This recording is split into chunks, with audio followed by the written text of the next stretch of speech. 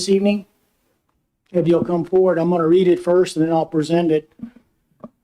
Whereas March is American Red Cross Month, a special time to recognize and thank volunteers, our everyday heroes, those who reach out and help our neighbors when they are in need.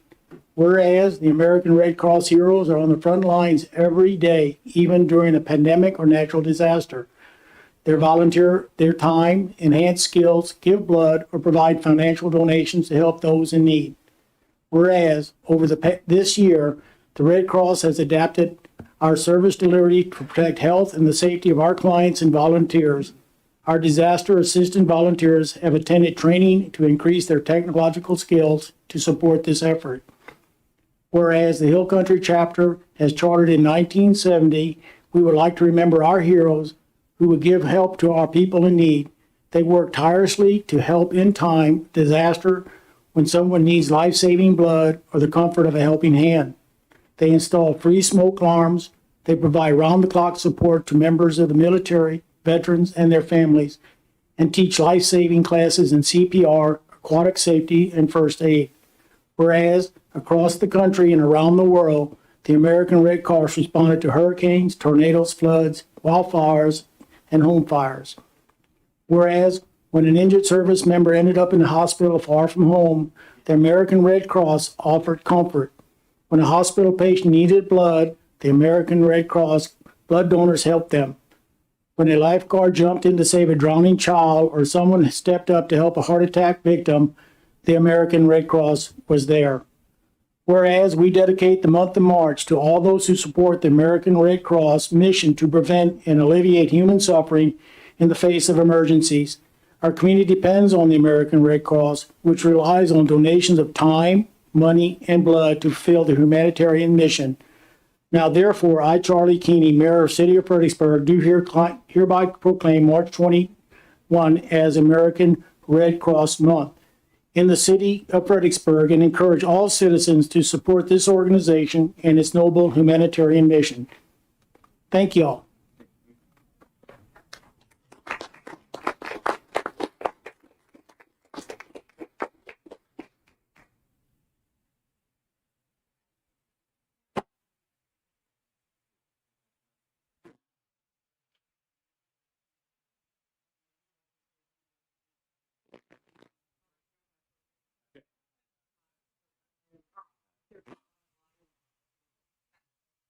Yeah, something new to add to that would be the snowpocalypse that we responded to.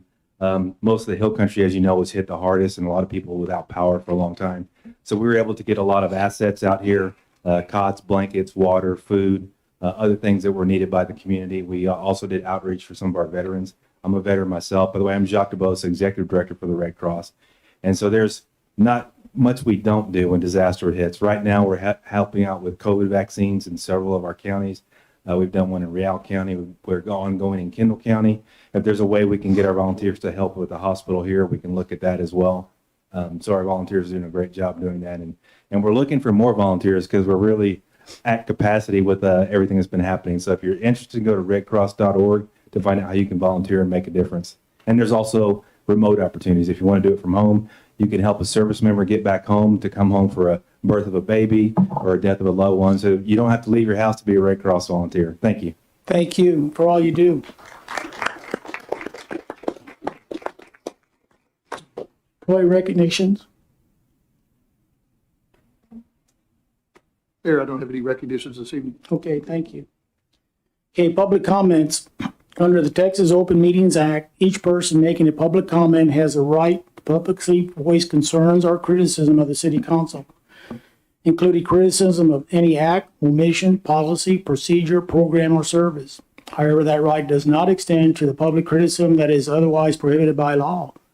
To ensure that all members of the public can be heard in a fair, impartial, and respectful manner, any public comment that includes defamation, intimidation, personal reports, profanity, or threats of violence is prohibited. We've also had 6 written comments that the council will be getting as well. Okay, I'm going to go through this list that I just received. Some of y'all have signed up for specific items on the agenda, so I'm not going to call your name at this time. However, if for some reason you felt you should have been in this public comment section, please let me know that. The thing I would ask you to do is to give us your name and let us know if you live in the city limits or you live outside of the city limits. So the first person I'm going to call on is okay,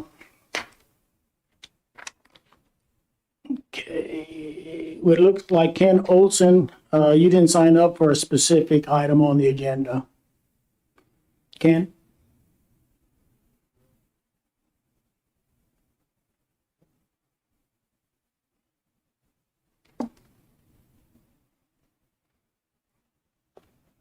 And you'll be timed for 3 minutes, and Eric will give you a 1 minute warning. Ken?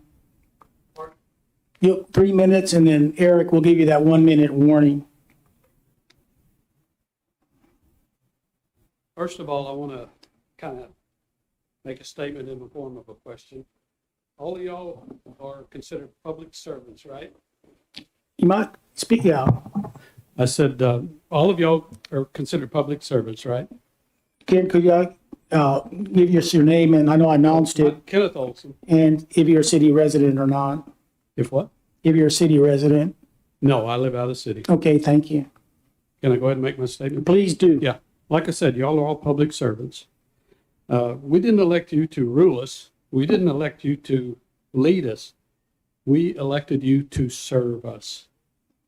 And we ask that that's what you take into consideration, because what's going on in this city is just, it's not right. We need to live our lives. We're not here to live a safe life. You're here to live a full life.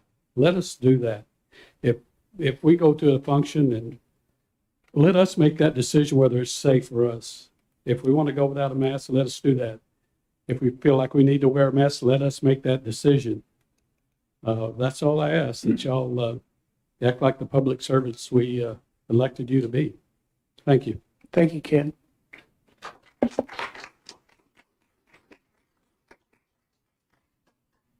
Okay, Ruben Aguilar. Again, if you give us your name and if you're a city dweller or not. Thank you. My name is Ruben Aguilar. I reside in Gillespie County. I want to give a little reason, tell y'all why I'm here. So anyways, I am a fully recovered heroin addict and a completely reformed criminal after over 30 years of living that life. I'm a 6-time ex-convict. And what I learned in my experiences is that the law is sacred. It is righteous. It saves lives. It helps our civilization survive. We cannot reward law breaking of any kind. From the mightiest of politicians to the lowliest of citizens like me, we must all be held accountable. Okay? The reason I am here is because I changed my life completely, and I'm trying to focus on using my experiences to help the public, to help other people, and warn them about the tragedies and the horrors of life in drugs. And I'm being prevented because I'm also an activist. I've been an activist since 1996 or so. Primarily, I focus on jail and prison reform and exposing corruption and criminalities in these institutions. And because I have filed lawsuits in federal courts, I'm being prevented from achieving my goals. And I'm here just to explain to y'all that, you know, I changed my life completely. I'm not a threat to anybody or anything. I want to help the public. I want to help my nation as a patriotic American. And what does it mean to be a patriotic American? It means that you do not burden your country by breaking the law. That's what it means to be a patriotic American, regardless of who you are. As I said, from the mightiest of politicians to the lowliest of citizens, justice judges the rich and the poor. Everyone must be held accountable, especially from those who enforce our laws to the lowliest of citizens. Again, everybody must be held accountable, okay? And that is why there's so much division in our nation, because nobody wants to give an inch to the other side. And the solution is simple. If the entire world were to obey the law, I promise you, I tell you the truth, 85% of our problems would cease. If everyone were to obey the law, criminal, civil, and immigration. And so that is why I'm here, is that to let you all know that I am an example of someone who can change their lives completely and understand the value of law and order. And when we understand that, when we come to that understanding that the law must predominate everything else, our society, our civilization will be at peace. All right? Thank So you. Thank you. Thank very you. much.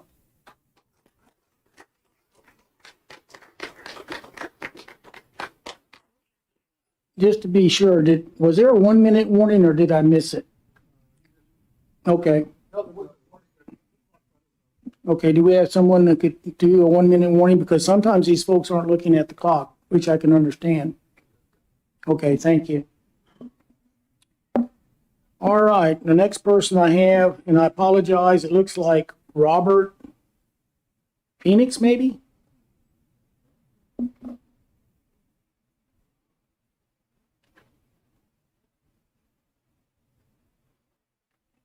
Robert, I apologize, your writing's just about as good as mine.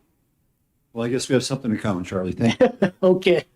So I'm just going to keep this real brief because I do want to speak on an agenda item tonight. First of all, I just want to say thank you for opening this back up and beginning to stream this event, particularly live on YouTube. I will say that putting the meetings on Zoom was, I think, one of the best things that happened to our community because it gave us a sense of transparency in kind of a fourth dimensional fashion, right? We were able to reach people that couldn't be here, and that took place on Facebook. And I would urge you to continue that so that people on Facebook can continue to watch what we're doing, hear what we're talking about, and provide a level of transparency that we can all take part in. That's all I wanted to say. Thank you. Thank you, Rob. Okay.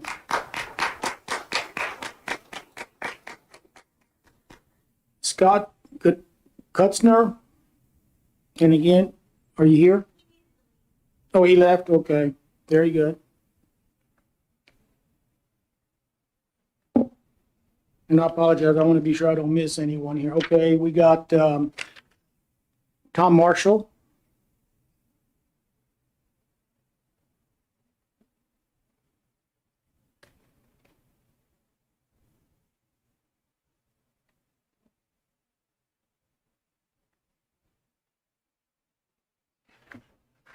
I'm Tom Marshall, resident of Fredericksburg for over 30 years.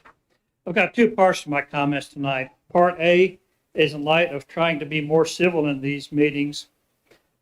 A priest, a rabbi, and a minister go into a bar. They didn't have anything better to do because some unconstitutional entity closed their service. It's not funny because it's true, right? Okay, part B.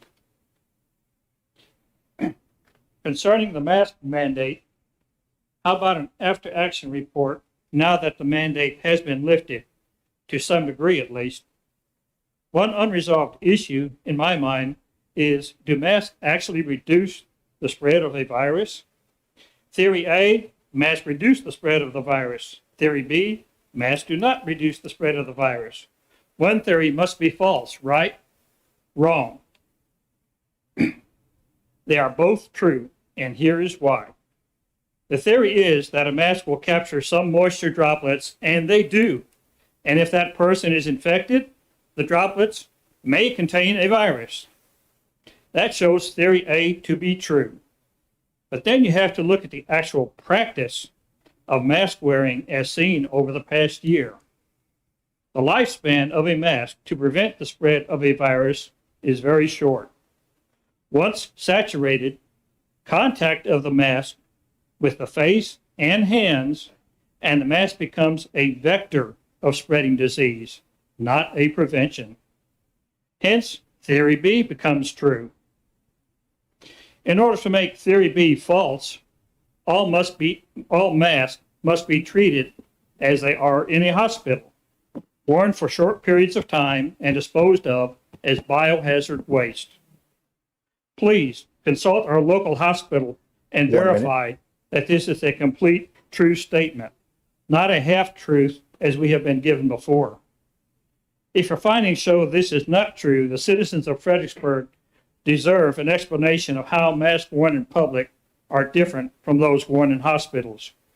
In the meantime, I strongly suggest that our health department inspect any business requiring the wearing of a mask to provide biohazard waste disposal bins at their locations and develop plans for disposal of that waste. The city should also advise the county to issue similar orders for county businesses. The actions you have taken on COVID over the past year may have been ill-advised. As I've stated before, you are basically practicing medicine without a license. I would dread anyone taking legal advantage of that. But consider this: taking corrective action after being made aware of a mistake can serve well as mitigating circumstances. At the very least, take corrective action for the health and benefit of our city. That is what this is supposed to be about, right? Yep. Or is it just money? Thank you.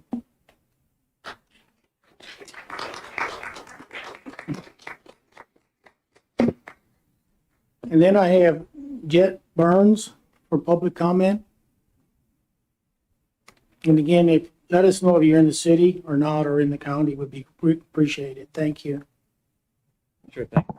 I'm Jet Burns. I'm not in the city. I'm a little outside, near Stonewall. So I'm sure the mayor has been and will continue to be criticized for rescinding his mask mandate, but I want to thank him for finally getting around to that.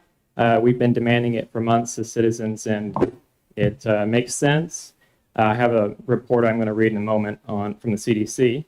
The decision to remove it, though, doesn't make sense because his mandate was going to go until April 30th. So the data he must have been going on must have supported that decision to keep it going for quite a while. Like, maybe we weren't in good shape. Why did he end it almost 8 weeks before that deadline? Well, 3 days before the mayor rescinded his mandate was when Governor Abbott rescinded his own unconstitutional mask mandate, which wasn't going to take effect until March 10th. So the mayor ended it before the governor's removal was even in effect. Something seems contradictory here. It doesn't sound like he was basing his decision on local community data. It's as if he was following the monkey, Governor Abbott. So the report from the CDC, I read it on it was posted March 5th, a couple days after Abbott rescinded the mandate. I have no words to describe it. I'm just going to read a couple points. They're already fundamentally flawed data, testing data, all that shows no statistical difference between counties with or without a mask mandate and restaurant restrictions across the country. In short, this country killed thousands of restaurants for nothing and enforced meaningless mask mandates. Even flawed math shows this. We all knew this was fake, but here it is from the CDC website itself. They're looking at a 140-day period from 40 days before and 100 days after restrictions were put in place or lifted in all these counties. 100 days after creating mask mandates, cases went down 1.8% and deaths went down 1.9% on average. 100 days after restaurants reopened, cases went up 1.1%, deaths up about 3%. 2,300 counties had mask mandates. 3,000 counties reopened restaurants during this time frame. The CDC's conclusion, quote, mask mandates and restricting any on-premises dining at restaurants can help limit community transmission of COVID-19 and reduce case and death growth rates, by 1%. These findings can inform public policies to reduce community spread of COVID-19. Just unreal. 1%, and that's flawed data, and we're destroying all this? That doesn't sound logical to me. So that's all I have. Thank you. Thank you, Jet.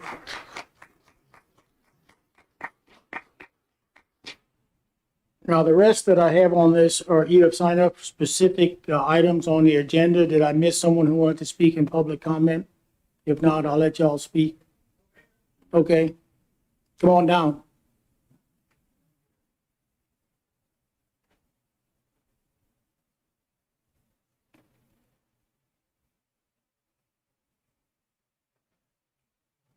I see it now, Jeanette. Thank you. Hi there. I'm Jeanette, and I live in the city, been here for 30 years. So I had two things to say. Just real quick is I wanted to expand upon what Ken Olson said, because that's kind of what I was going to talk about. But the thing is, we are the we're the electorate, and we have voted for you. We are basically your boss. You are the boss of the city and the health department. So we have elected you to represent us, and carry that out. And we've been voicing, our wishes, or all of that. But it's like the people are here. We're the boss, so to speak. We're above the council. The council is above the city and the health department. So the decisions you make today, you have some things coming up, okay? And the decisions you make in the future, remember that those decisions are for the people. You're representing us, okay? The decisions should be for the people, not be because the health department tells you something or the city's telling you something, because we are your authority, basically. You carry out, and you're in charge of the city and the health department. It just seems like it's been very inverted from what we've seen in the decisions that are being made. And so as you make your decisions today, please keep that in mind.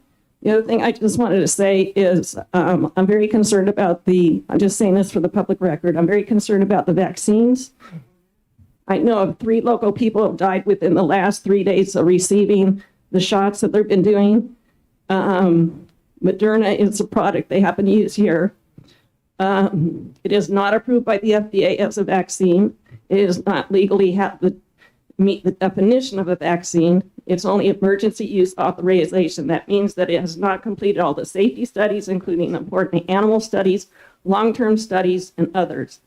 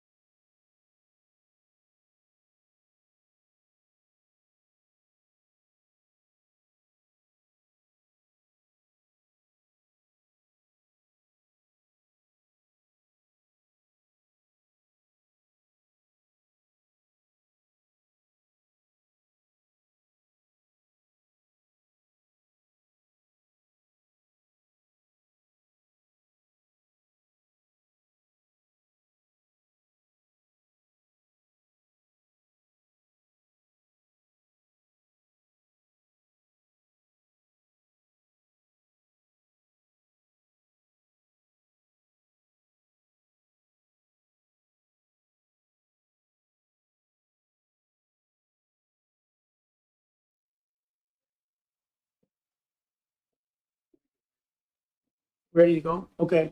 Okay, I'm Yeah. almost done. So, Yeah, continue, Jeanette. yeah, I'm almost done. So these shots are using a technology that has never been used before, and there are many unknowns. So when you consent to receiving this experimental injection, you're enrolling in a medical study. The manufacturers of these injections are exempt from any liability should you suffer any damages. And according to the VAERS, that's the Vaccine Adverse Event Reporting System. It's a voluntary reporting system. There have been 1,300 reported deaths and 25,000 adverse events. It's well known that VAERS database captures only about 1% of the actual adverse event. And this is from Harvard Medical School, among other places. So multiply that out. And this is not looking good to me once you do the math. And considering that it does not prevent transmission, it does not prevent infection, you still do not necessarily have immunity. You're still going to have to wear your mask. To put that kind of risk, I'm very concerned about it.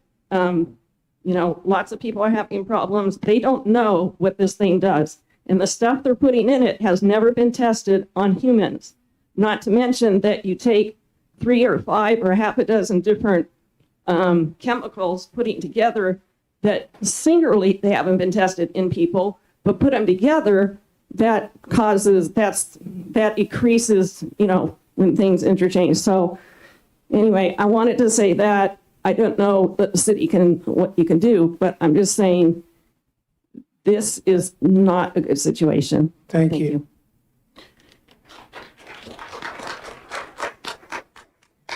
I do have one more, and that was Kimberly Lambs. I just now saw in there that you written for public comment as well. Kimberly? And again, if you'd be kind enough to let us know if you live in the city or not, I'd appreciate it. Hi. My name is Kimberly. I live in town. First of all, there's no emergency in Fredericksburg, guys. It's time to get off the COVID train and get it off the front page of the city website. It's time to return to Fredericksburg being a fun place to come, a nice place to raise your family. I want to see community events on the front page. I want to see tourist information, hotspots they should visit. Enough with reporting unnecessary COVID numbers. You're just counting numbers. There's no percentages involved with any of it. It's irrelevant. And there's like 3 giant separate blocks. COVID this, COVID this, COVID this. We get it. We've all been bombarded with COVID for the last year. We all understand it. Secondly, the hospital may give you guys advice on what they think that you guys should do and how you guys should make decisions, but at the end of the day, it's just advice. We are a public and we are giving you advice also. And we are the ones who elect you.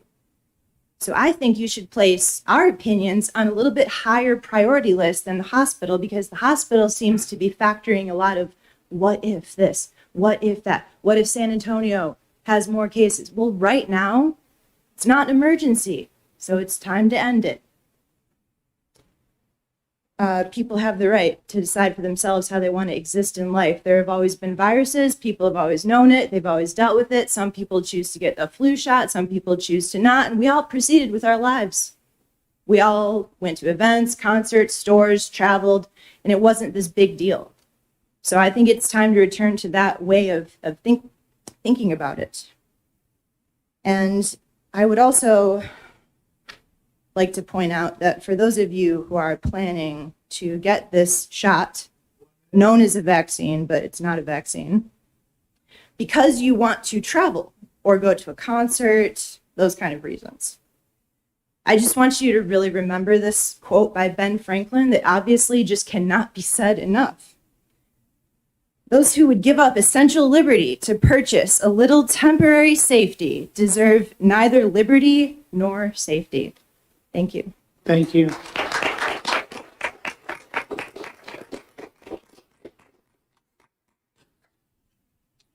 Unless I missed someone, I think that was all that signed up for public comment. Is that correct? And the rest of y'all have signed up for specific items on the agenda. Thank you very much. Okay, I'm gonna move item 9B now. Consider, discuss, and take action on the golf course bunker renovation project bid award. Clinton? Mayor, our staff engineer, and Chris Mead are going to take care of this item. Thank you. Okay, thank you. Oh, there you guys are. Don't even look when you sneak up. Good evening, Mayor and Council. I'm Evan Williamson with our engineering department. Also with me is You might get a little closer to the mic. Chris Mead with Touchstone, who's managing our golf course. I'm going to turn it over to Chris, and he'll give some explanation for the project, and we'll present you the bids. Good evening, Mayor, Council. Thank you very much for your time this evening.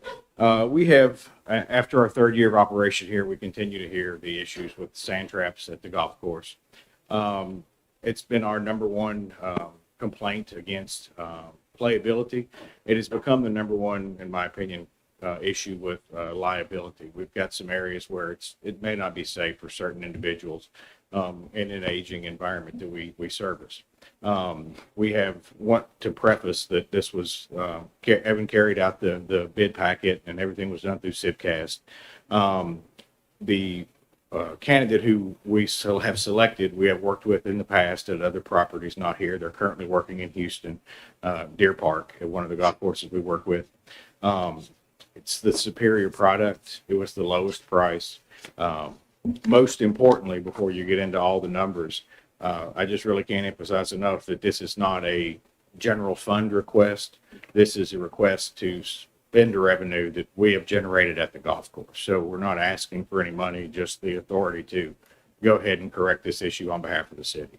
So I'll let Evan go through kind of how the process worked. I'm sure you understand that, but if there's any specific questions as far as the project and how we feel it's going to dramatically impact what we're doing, as far as reduction in size, therefore long-term reduction in maintenance expenses and payroll expenses to carry it going forward. It's just the right thing to do, and it's fortunately at a time where we don't have to have any outside additional funding to do it.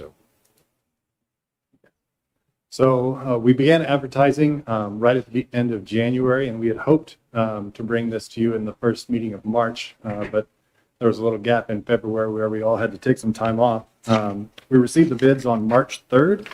Fusion Golf was the lowest bid, coming on at $227,285, followed by Larson Golf at $263,000 and $237.52. And third was Mid-America Golf and Landscape at $336,490. That puts the low bidder to Fusion Golf. And as Chris already mentioned, we reviewed these bids. We feel confident in their ability to do the work, and we would recommend that you approve them for this project. Okay, thank you. Questions, Polly? Chris, have y'all worked with Fusion before? We have. We're currently working with them at Deer Park outside of Houston. They're doing a bunker renovation there. They've done a renovation at Stonebridge outside New Orleans. The others are very reputable as well. They fit best for here. But we're currently working with Fusion Golf right now. Yes. But you're happy with them? Yeah, very much so. Okay. Mike? No. No question. I have one. Let's improve their scores. Well, Charlie, you're not supposed to be in the sand if you're in school. But yes, it will. It will certainly make the round go by faster. We're eliminating about 3,000 square foot of bunkers in general, so everyone will be happy with the end results. Okay, thank you. Well, then I'll entertain a motion. I'll move to approve as presented. Second. I have a motion by Bobby and a second by Jerry. All those in favor? Aye. Aye. Same sign. There is none. Motion passes. Thank you, Council. Thank very you. much. Yeah, Great. appreciate it, Chris. Doing a great job. Okay, we're going to move to item 7A.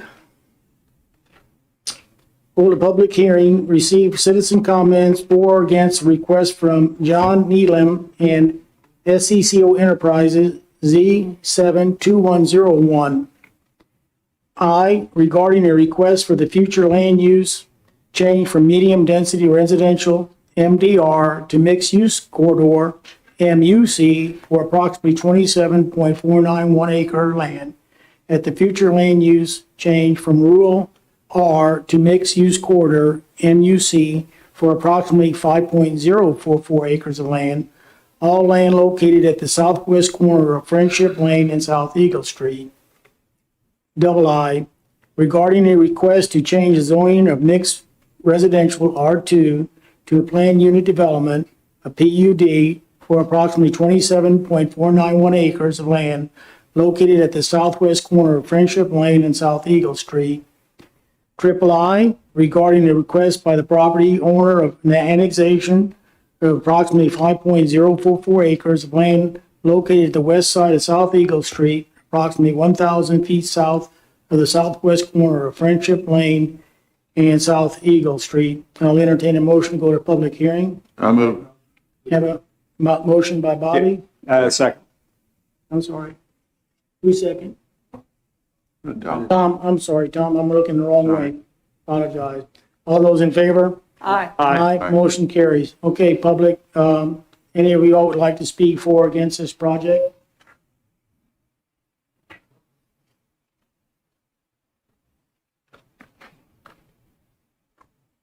And if you'll mention your name and where you live.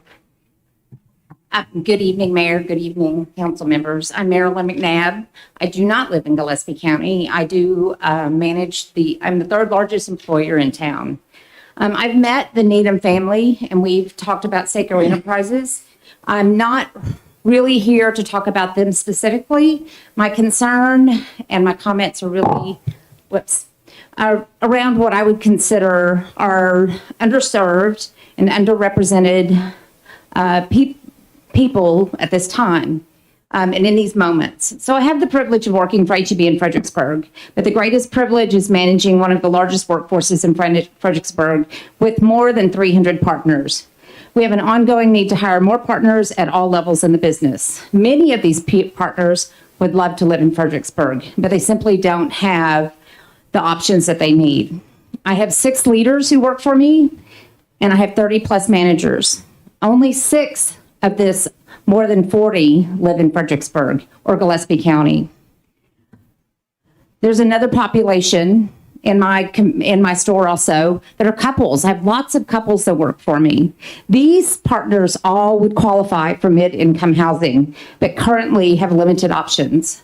Fredericksburg has changed in my tenure here, and HEB has benefited greatly from the economic growth, as have lots of the other organizations in town. But the housing landscape has not improved for the low to mid-income residents as our economy has grown. Seco Enterprises is offering a quality development for the mid-income rental market. They're a well-respected and accomplished organization that has chosen to do business in Fredericksburg and to be part of our community.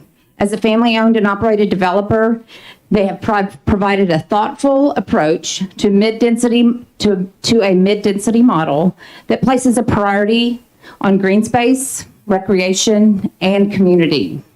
Who would not welcome a responsible and thoughtful developer to the community? Some may say this doesn't fit in our community, and I respectfully disagree. This is exactly the type of quality development that we need in this community.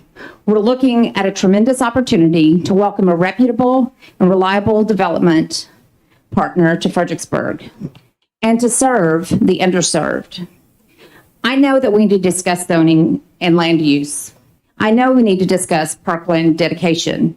We can discuss the 2-story or 3-story, and we can discuss multi-use permitting. These things have merit and they're important, but where and when do we discuss my partners, my customers, and your constituents?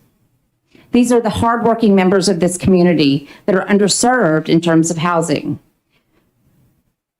When does it stop? And when do we stop and step back and really consider how do we add thoughtful development? I challenge the council to lead the community, serve the needs of the community, and make the needed decisions, but please consider and approve the Seco Enterprises development. Thank you. Thank you, Marilyn.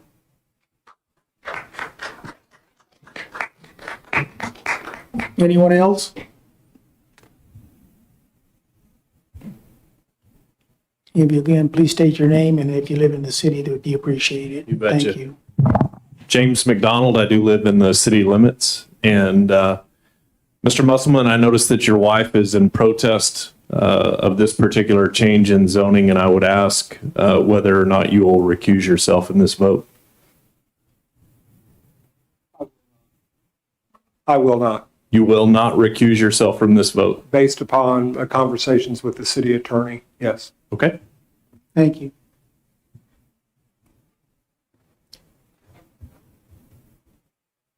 Anyone else? Please come down.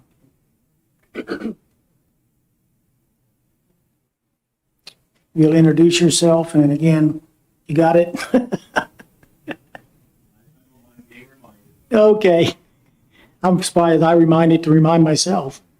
My name is James Lories, and I am a resident of Fredericksburg. So to the mayor and the council, thank you for this opportunity. My name is James Lories. My wife Ann and I live at 807 South Eagle Street, directly across from the proposed Seco development. And I wish to just make comments about that. My wife and I moved to Fredericksburg to our current house about 10 years ago. Our property is the city limit from one side of the fence to the other. Over the past several years, we've noticed a change from one type of tourist destination to another, one in which we refer to as Austin Light. We understand the attraction of Fredericksburg for tourists and those who wish to move here. It's what brought us here. But we are concerned about the direction that the city seems to be headed. The property in question is a beautiful pasture land right on the edge of town, makes for a beautiful view as you drive along Friendship Lane towards 87, as well as from my house directly across from it. We have several specific concerns. Now, according to the plan, one entrance of the complex is just down the street south of our driveway. South Eagle is a dead-end street with no outlet. It has little traffic. Many families walk their kids and pets along it, including some from Eagle Street north of Friendship Lane to enjoy the view without worrying about traffic along Friendship Lane. The entry here would increase traffic flow along this strip immensely. And the proposed calls for the net 3 originally, but now considered 2-story apartments building in that space, along with dozen or more residences. There are additionally 2 entrances shown on Friendship Lane. Cars traveling west along it would have to stop in the left lane to turn into the complex, creating a traffic hazard.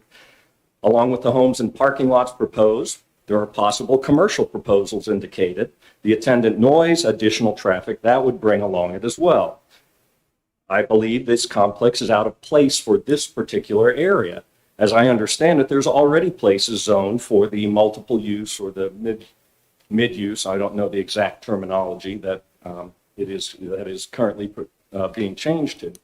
Rezoning this property for this type of development is not necessary at this time and could lead to unforeseen and unintended consequences, as it would allow many other types of businesses to be built down the road, changing what was originally intended.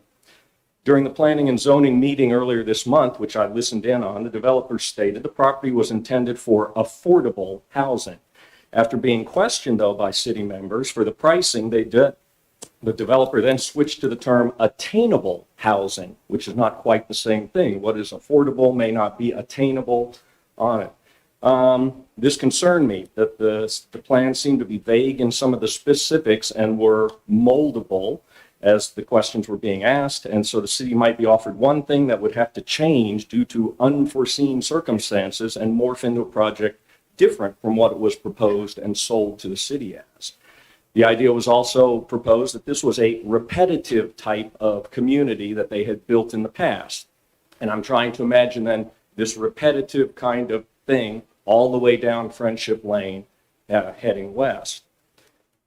I hold the Freedom development that's under construction off of Highway 87 as an example, not exactly, but as an example of the type of what could be done with that property. Mixed types of residential areas for the people of different varying affordabilities that would accommodate the growth and yet retain the rural feel while being accessible to the downtown area. So 3 for 1. The Planning and Zoning Committee, however, did approve a 2-story height restriction for the apartment buildings in buildings 1 and 2 on Tract A, but not for buildings 3 and 4. If the council should approve a change in the zoning, I would ask and recommend that those buildings 3 and 4 also be restricted to a 2-story for sightline purposes. Additionally, I think the city council should keep the recommendations for planning and zoning as to the restricted permitted uses, specifically the 10 uses listed by planning and zoning to be excluded from the development. Cocktail lounges, outdoor amplified music, food sales, laundry services, liquor sales, mobile food, outdoor entertainment, drive-in fast food, custom manufacturing, and kennels. Although this does bring to mind that these are possibilities for what is supposed to be a mainly residential area, the fact that these types of businesses would then be allowed in there is concerning to me. I acknowledge the need for finding appropriate space for growth. We knew moving in there, it's just a matter of time. Fredericksburg is growing. It's an attractive place, and that property would eventually be changed from pasture land for residential. I think keeping the area zoned as is in R2 would allow for that and keep the charm for which draws people to Fredericksburg besides the downtown attractions. There are already properties in the city plan, again, as I said, that would accommodate this exact type of proposal without the need to change. The area should remain rural residential for land use and zoning purposes, and I believe keeping that current zoning would do a better job of balancing the residential and the commercial needs of Fredericksburg. Thank you for your time and consideration. Thank you.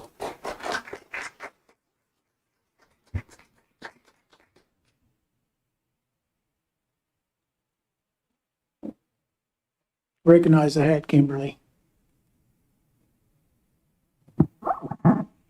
Hi, thank you. I wasn't really planning to speak on this topic, but so I'm 30 years old and I don't make a lot of money. So I would be considered maybe one of these low to middle income people that Fredericksburg does need some type of housing for. However, I would really strongly caution each and every one of you individually against any type of complex unit, apartments.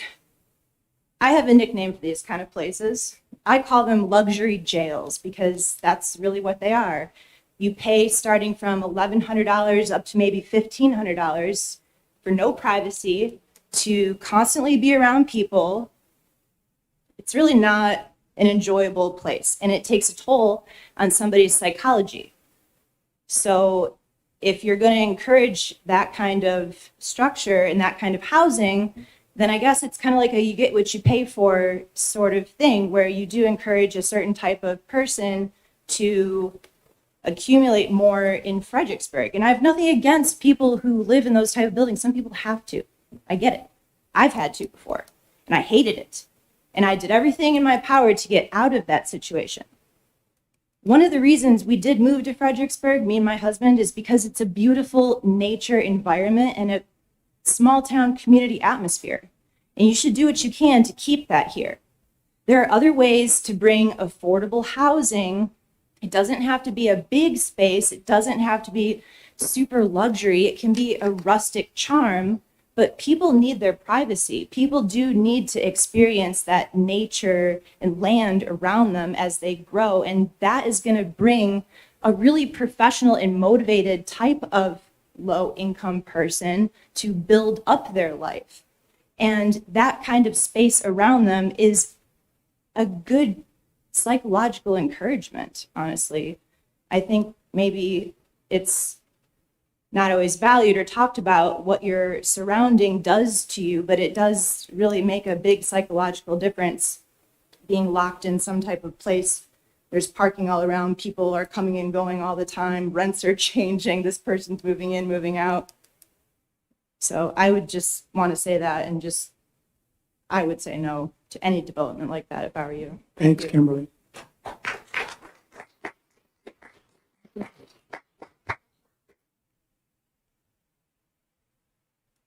Anyone else? If not, I'll entertain a motion to go out of public hearing, back to regular session. Mayor, I move that we go out of public hearing back into regular session. We have a motion by Tom, Second. second by Bobby. All those in favor? Aye. Aye. Okay, Aye. thank you. Okay, we're going to move to item 8A.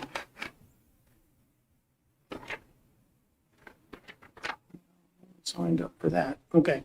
Consider the approval of ordinance 2021-03, adopting the change in the comprehensive plan of the city of Fredericksburg, specifically in the land use map and comprehensive plan as to the portions of outlots 1, 2, 3, 6, 7, 8, and 9, and recorded in the deed of records of Gillespie County, Texas, situated in the city of Fredericksburg, Texas, extraterritorial jurisdiction of the city, changing the said property from medium-density residential and rural to mixed-use corridor, providing that the change become part of the comprehensive plan, and providing for an effective date. The first of two readings, the council may waive the second reading. Jason?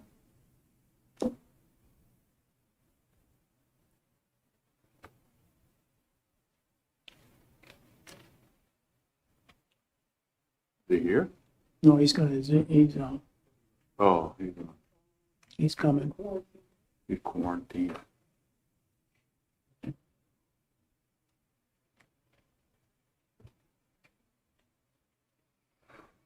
Secondly,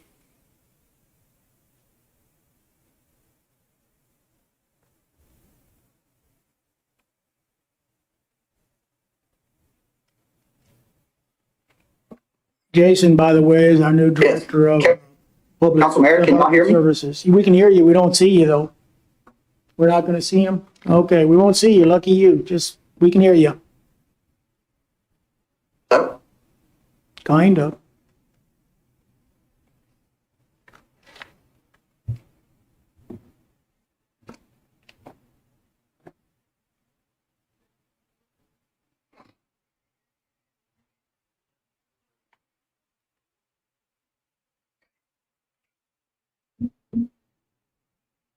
Go ahead, Jason. Good evening, Mayor. Okay, y'all all hear me? The audience, can y'all hear him? If I hold it like this? Okay, thank you. Yeah, we can hear you. Okay, so there's several requests here on this item. As I begin to unpack this, I'm going to try and stick to the higher level requests. There's a lot, I'm sure there'll be a lot of questions. I can go into some detail on those later. But ultimately, for this project to see, there are multiple changes that have to happen. One is an annexation. That annexation agreement is a later item on the agenda, but it does play into what we're proposing here. So the applicant is looking at the 27 acres currently in the city limit and an additional 5 acres outside the city limit. What they are trying to do is rezone this to a mixed-use development. When they originally proposed staff on this one, we had some concerns that MU would allow commercial on that entire acreage. Staff felt that that would not be a reasonable request. By tying this into a PUD, it does give the applicant some flexibility to allow a little bit more density in the existing structures while providing green space. That was a big It does also allow a little bit of commercial use of 1,000 square feet. There are some land use charts that are provided that we also have put down. The second request, in order to make the zoning change happen, have to be in regards to the land use change. So what's currently in the city limit is medium density residential. They would be looking for a change. And then the rural residential on the 5 acres just outside of the city limit would also be modified in order to achieve the zoning change request. So the applicant is looking at multiple structures, 400 units or so. These are different types, some single family homes. Again, staff kind of compared this to what the existing zoning was. So if you watch, the R2 zoning does actually have the same density calculations that you find in the MU while allowing the additional commercial. When staff considered their recommendation on this, one of the things was with this project, the MU and the P provide for a better product than what we may see on R2 zoning. So that was something. So those are the 3 major requests, along with the annexation, parkland, park and the annexation ordinance. I'm going to turn it over to you right now. If you have any questions, don't be glad. Thank you. Jason, you've been moving around a little bit and sometimes your voice kind of slants away. So wherever you're speaking directly into, try to focus on that. Okay, thank you. I'll start with you, Bobby. Questions? Mayor, we do have the developer here tonight if you'd like to hear. Oh, I'm sorry. Yeah, if the developer would like to come up, please do. Yes. I apologize. Thank you. Yeah. Hang in there. I think we have a presentation.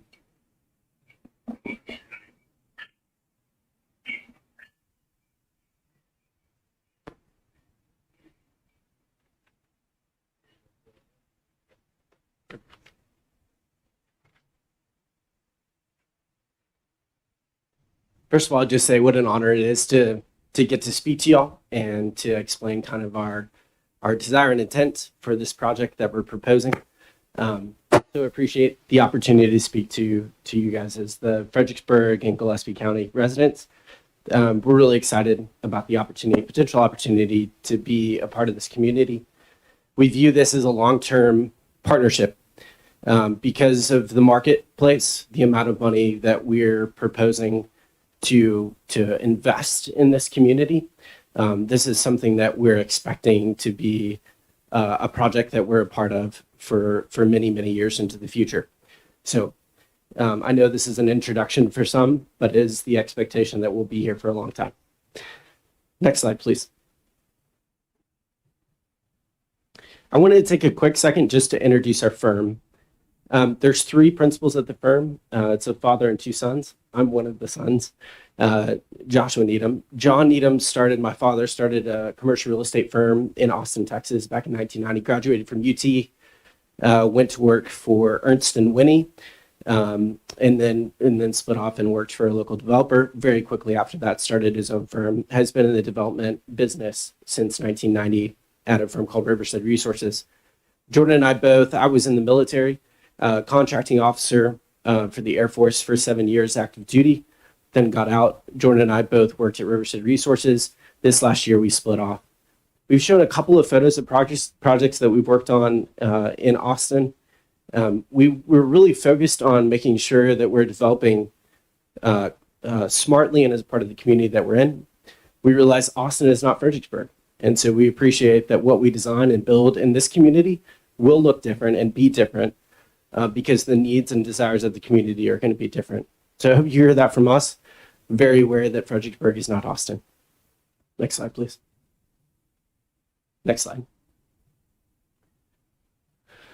So the story goes, my parents have purchased a piece of property out in Sandy, Texas. And because of that, they spent more time in your community.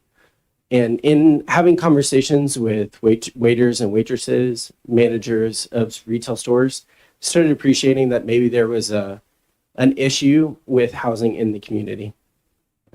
Through that kind of process, engaged a national market research firm to tell us more about the community, and understood that there really is a missing housing that is underserved in the community. We saw that because of the single family for sale ownership pricing that you're seeing here in your marketplace. And then we also saw the existing apartment units, which tend to be on the affordable side. So tax credit, incentivized product. And so what we came up with is a proposal to try to meet that, what we call missing middle housing or attainable housing.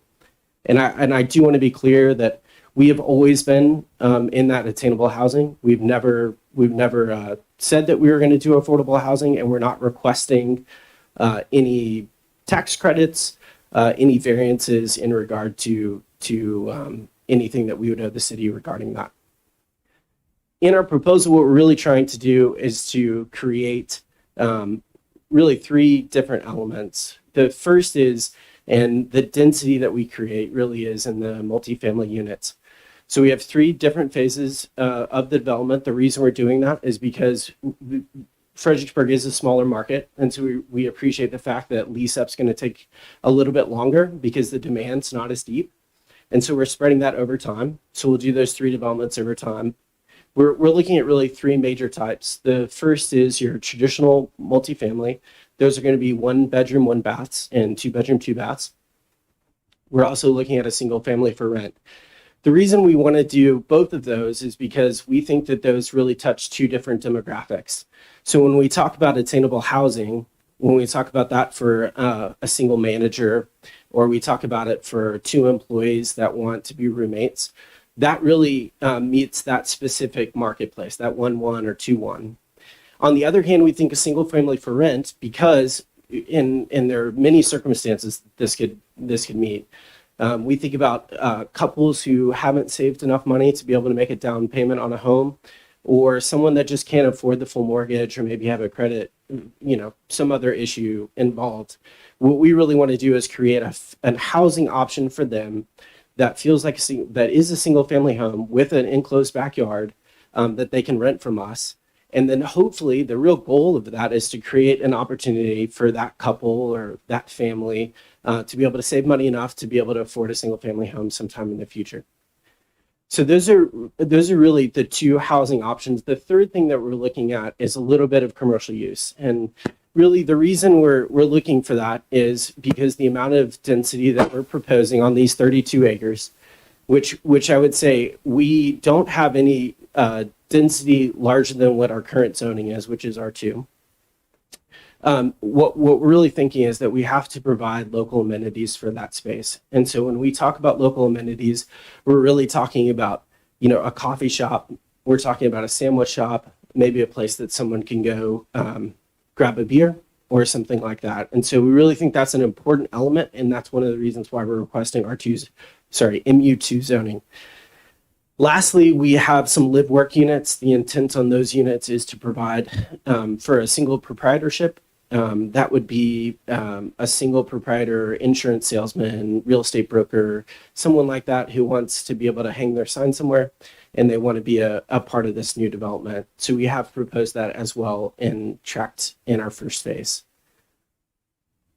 Overall, we're looking at 415 dwelling units in our current proposal.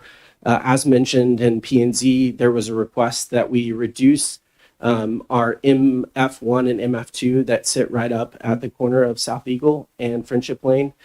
We did, we said that we would support that, and in exchange, we have increased our single family for rent. I think the key, just to let the council know, that those are more expensive and on a per square foot basis yields less income. And so that is a squeeze, if you will, on our development.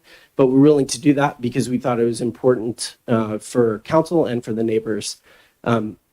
There's been some talk about trying to, I think one of the neighbors requested that we reduce the total size of MF3 and MF4.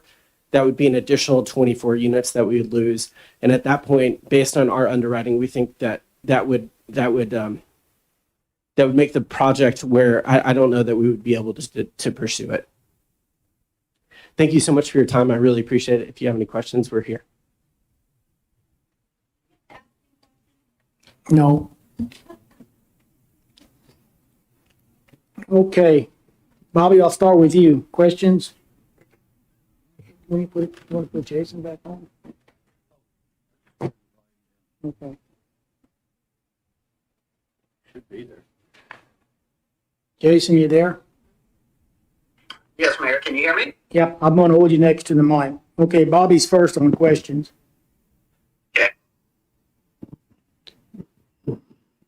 On the single family units, how large are those units? Or how large do you estimate those units to be? We haven't seen any plans right now, but I was informed by the applicant they're looking somewhere around 1,700 square feet. Yes, we had originally designed 3 different types. One of the comments from P&Z that we had heard was that there was a concern about the gross value on the rents. We have gone back and looked at that again. We think we're going to be in that 1,550 to 1,700 range for the single family for rent. At this point, we haven't designed the units. We were waiting for our zoning, land use and zoning change in order to authorize our architect to start drawing. So there is some fungibility there. Okay, thank you. That's all I have right now. Tom?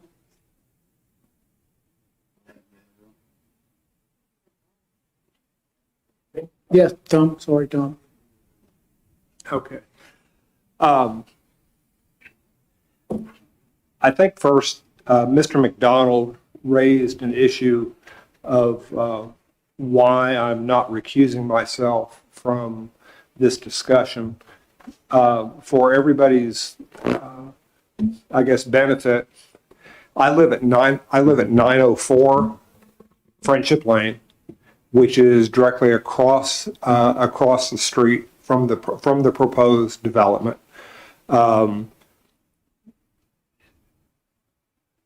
I'm a property owner in the area, just like Mr. Lorries and Miss Segner and Mr. Eckert. After talking with the city attorney today, I met with him this afternoon to discuss the local government officer conflicts disclosure statement. One of the issues for recusal has to be if there were any gifts accepted, or if I was going to benefit financially in any way. The only financial benefit that I can see is I understand that you have an agreed price with the property owner, and what I'd sure like to do is have the value of my property reduced to the price that you're paying per acre for his property, because what that would do, that would save me money, and that would be a financial advantage to me. I doubt that the Gillespie County Appraisal District will do that. I think their philosophy is what goes up must never come down. So that's one of the reasons why I'm not recusing. But I do have an interest in this. I've lived in Fredericksburg for 45 years now. I've lived on Friendship Lane during my entire life in Fredericksburg. I've watched it grow. I have seen the community. I've seen Friendship Lane grow from a 2-lane Caliche Road that dead end at Ms. Gregoire's house to what it is today, which is the de facto loop. I would like to start off by thanking the City of Fredericksburg for holding the first of 2 public hearings on this project tonight. The project will greatly impact the nature of East Friendship Lane rural residential neighborhood and the future development of Friendship Lane. I request that at the conclusion of tonight's discussion, council agrees to hold their second public hearing or their second reading on this issue. Tonight's public hearing and discussions deal with agenda items 7A, subsections 1, 2, and 3. Subsection 1 states in the packet that before zoning can be established on the 5 acres to be annexed, and a zoning change can be approved for the 27 acres in the city limits, the city's future land use plan must be amended from medium density residential, MDR, and rural residential, RR, to mixed use corridor. That's on agenda packet, page 7. So I have a question for, I guess, the city planner and for the city concerning zoning and land use. Is this change of land use to MU2 permanent, or is the MU designation attached only to the planned use development under consideration? If the proposed PUD is not developed, which Mr. Needham assures us tonight that it will be developed, which is good news, does the land use on the 32 acres revert to its original R2 medium density residential and rural residential? If the answer to this question is no, then I see this request as what amounts to a circumvention of the land use and zoning policies. That is, I get a change in land use and zoning on my property, even though I don't build my PUD, but they've assured us that they're going to. Now, the next time the piece of property goes on the market for sale, the owner of the property has mixed use designation, and anything allowable in MU2, in an MU2 development is now fair game. So, can the city council stipulate that 1, the original land use designation of medium density residential and rural residential remains attached to the property, and 2, Can council gives the developer the right to develop the planned unit development subject to the conditions and exclusions granted to him in the PUD? If so, then it's my recommendation to include this stipulation in the annexation agreement in order to protect the R2 medium density nature of this rural residential neighborhood. The second question I have concerns the parkland dedication. And the staff recommendation in the annexation agreement, I believe the parkland dedication wording came back, and there were some changes that were made by the developers. The staff is my understanding that the staff recommendation was that the developers pay the parkland dedication fee. The annexation agreement was changed when it came back to the city. And it said that the developer shall dedicate 5.5 acres of parkland via public access easement over the proposed site. The city acknowledges this dedication will suffice for up to 478 residential units across the subdivision tract. The developer shall then be allowed to make park improvements within the parkland area as a direct credit up to the full amount of parkland improvement fee required by code. Additionally, the agreement states, since the parkland area will be privately maintained, the developer will possess the right to manage the park for security nuisance purposes. To me, that sounds like the developer is being given the authority to limit the number of non-residents who would seek to use this green space. The developer is proposing to create a park on the site of the development in lieu of paying a park dedication fee of $500 for each of the 421 proposed units for a total of $210,500. I am totally opposed to the waiving of any parkland dedication fees in any present or future developments in the city of Fredericksburg. The park dedication fee is an impact fee. New residents of the community, whether they live in single-family residences, townhomes, or condominiums, or apartment complexes, impact the existing city of Fredericksburg park system. The $210,500 in park dedication impact fees generated by the SECO project should instead be used to help develop the neighborhood park that has been identified to be built on the Schmidt property a half-mile west on Friendship Lane. I have some other issues with the SECO project. Council approval should state that all 4 of the MF multifamily apartment buildings in Tract A of the PUD, which is at the corner of Eagle and Friendship, should be limited to 2 stories in height. P&Z approved 2-story height for only buildings 1 and 2, which front Friendship Lane on Tract A, but not buildings 3 and 4. Council should stipulate that all remaining 3-story apartment buildings are to be west and south of the development and not front either Eagle Street or Friendship Lane. These buildings would be MF1, MF2, and MF3 in Tract C, and MF1, MF2, MF3, and MF4 in Tract D. If approved, City Council should keep in place the recommendations of the Planning and Zoning Commission that the 10 MU permitted uses should be excluded from the PUD.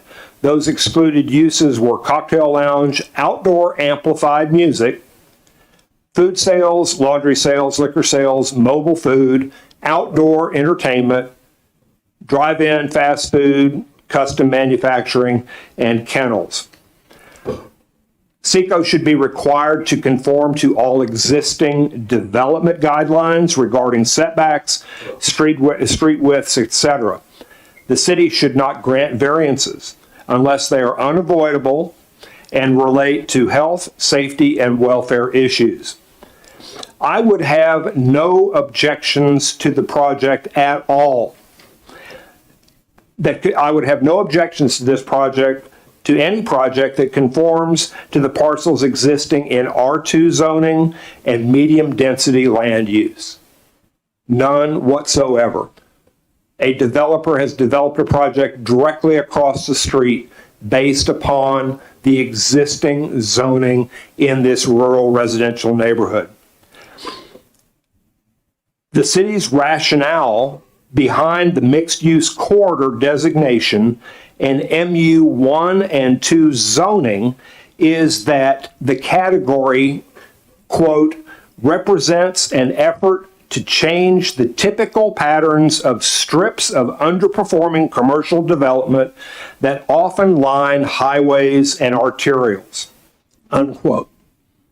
I would remind the council that there is currently no underperforming commercial development on Friendship Lane. In fact, the council, the Planning Zoning Commission, and city staff have never had a discussion or formulated a written plan for the nature of development and zoning on the entirety of Friendship Lane. Members of the P&Z have called for such a discussion to formulate a plan. What we have had to date on Friendship Lane has been an individual parcel by parcel use change from residential to some form of commercial designation to the detriment of residential uses. Now we have a mixed use category in search of a location via another zoning change. I feel the development proposed by Seco Enterprises is better suited for an urban area, such as the Muller development in Austin or either the Rim or La Cantera in San Antonio, not a rural residential area in Fredericksburg. Why are we changing zoning in an R2 area when we have existing mixed-use corridors already designated in the land use plan of June 2020? This is just another example of commercial creep on Friendship Lane. Additionally, and I'm almost finished. Where's the thank God? Okay. For reference, on page 40 of the agenda packet, a zoning exhibit D of the proposed development is shown. This map shows the phasing of the Seco project, which is explained on agenda packet page 12. Detailed site plan maps of the project are located on pages 10 and 52. Lots A and B are part of phase 1, with lot C being phase 2 and lot D comprising phase 3. Zoning exhibit D labels both lots C and D as PUD MU, no commercial uses. The Seco Enterprises site plan proposes commercial uses be included in Lot B, which is part of Phase 1B. I would ask the City Council and staff to stipulate that commercial uses be limited to Lot B, Phase 1B, and to relabel Lot A as PUD MU2, no commercial uses. The annexation agreement, section 7, part B, on agenda packet page 33, requires the developer to construct a public sidewalk on the south side of Friendship Lane adjacent to the entirety of the subdivision tract. I request that this wording be changed to, quote, the south side of Friendship Lane and the west side of Eagle Street adjacent to the entirety of the subdivision tract, unquote, because all of Lot A will be developed in Phase 1. I would like to thank the City Council and the developers for listening to me this evening. Thank you. Thank you, Tom. Okay, Polly? I have a couple questions. First question I have is about the stormwater control, because you've got basically a seasonal creek running through the property, and then it continues on onto adjacent land to the east. When I looked at the detention pond and the drainage easement, have y'all done a study yet to figure out what the water impact is? Because that water comes from across Friendship Lane on the north side and comes down through that property. And I'm a little concerned about what the drainage is going to be onto the adjacent South Eagle Street property to the east. So can you talk about that? We've already authorized our engineer to go into statement drainage study. Okay. The results of that study indicate that there are some existing challenges with water flowing over Friendship Lane. Councilman Musselman was kind enough to send us photos of that issue. We are designing with the expectation that we will channelize, we'll do inline detention to take care of all of the impacts that we cause as a part of our development. And then we will plan to discharge without any increased impact to any of the properties in the southwest. And I assume during the planning and the platting process, after the land use is done, and the PUD process, you would have to address Yes, ma'am. all that, including any overflow into adjacent properties, correct? Yes, ma'am. That would be a part of our site development permit that will be reviewed by the city, reviewed and approved by the city. Okay. Second, on the parkland, I saw that you had 5 designated spaces for the parkland. I would propose that may not be sufficient, especially if you plan to have heavier use from the adjacent communities using that park. I think you will need to look at more parking dedicated for that parkland than just 5. You're absolutely okay. And I would want to see a definition of the term nuisance in the agreement. I think it's a word that gets thrown around. It's easy to not define it correctly and then get into arguments over what's a nuisance and what's not. And so, do you mind if I speak to that for a second? Sure. Yes, ma'am. So the intention, we did see some comments from the neighbors about complaints about some of the other apartment buildings that have been built in the adjacent area. There were concerns about watering, truck use, some issues with some other folks. Really because, and also there was some concerns about the city not taking on a new obligation related to this park for repairs and maintenance. We're proposing as the developer that we'll maintain that ourselves, the parkland area, in perpetuity. And what we're asking for is the ability to really have just a security guard on site to make sure that this development doesn't create similar issues to what some folks in the community perceive they've experienced for other complexes. We'd be very open to working with the city attorney on the numbers. my third question is around the western access point, the shared entry point on the western side.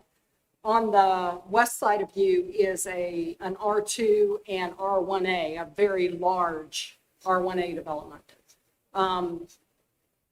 If possible, I think it would be a good idea, and this is for Jason as well, is to look at integration of that access point between the two properties. I know on the plat for the other property that had already existed, they had some terminal cul-de-sacs along there, which cuts off people's ability to move freely. And they're on a limited access point on Friendship Lane as well. If you can create opportunities for the two sides to intersect with each other via roadways, more in a grid type pattern, with fewer cul-de-sacs, fewer dead ends, it's easier for people to get around. So if one area is blocked, they can get to another area. So I think improving the traffic flow between the two developments should be something that we consider as part of the planning process on this one and on the replatting process on the adjacent one.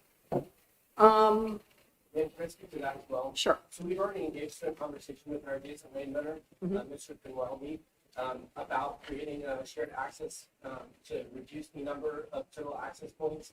Those conversations have been positive. We're in talks already and producing a joint access easement. Obviously, that has not been signed or reported, right? But those conversations are ongoing, and we're expecting this to progress. Yeah. Okay.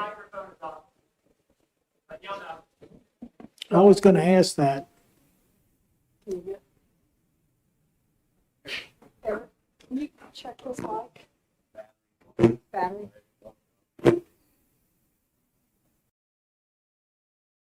My last question is to Jason. I assume we're going to be doing a traffic study as part of this.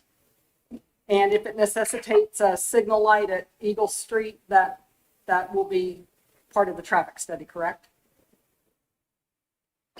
I'm sorry, Polly, I only caught a few of those words on your last sentence. If someone else could repeat. I'm assuming that we're going to do a traffic study. Yes, ma'am. So the annexation agreement does call out for the TIS, and that's going to be standard procedure for us when we do this development. But so we will need that prior to issuing any permits for any phases. They'll do that as part of the first site plan proposal. Okay, thank you. And so now I'll go to comment. So thank you for answering my questions. I am in favor of this type of development for our community. I have been on a committee working on affordable housing for the past 2+ years.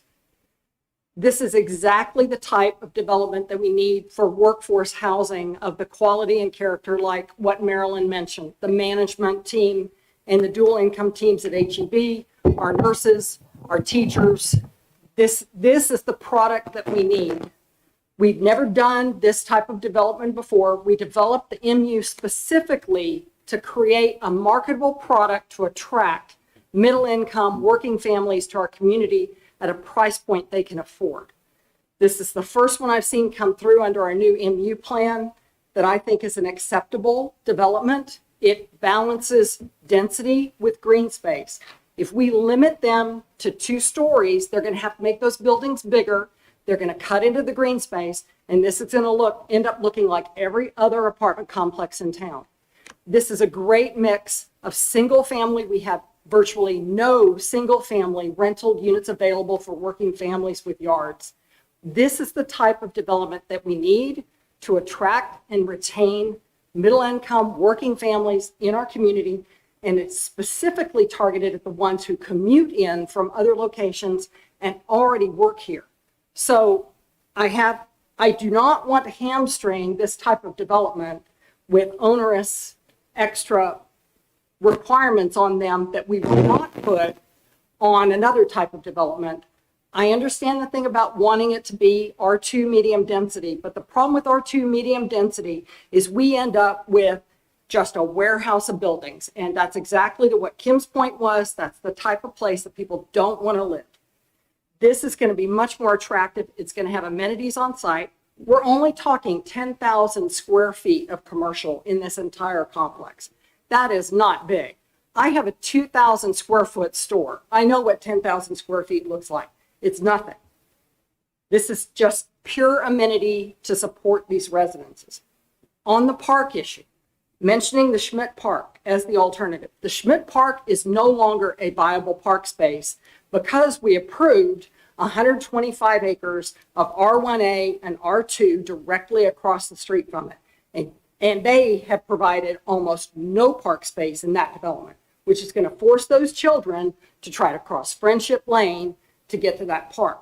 It is no longer a safe location for a city park. So this being inside this development is fine. It's on the correct side of the street. If the 125 acre residents have access to this park, this is much safer access for them to go along Friendship Lane on the same side of the street and not cross the street.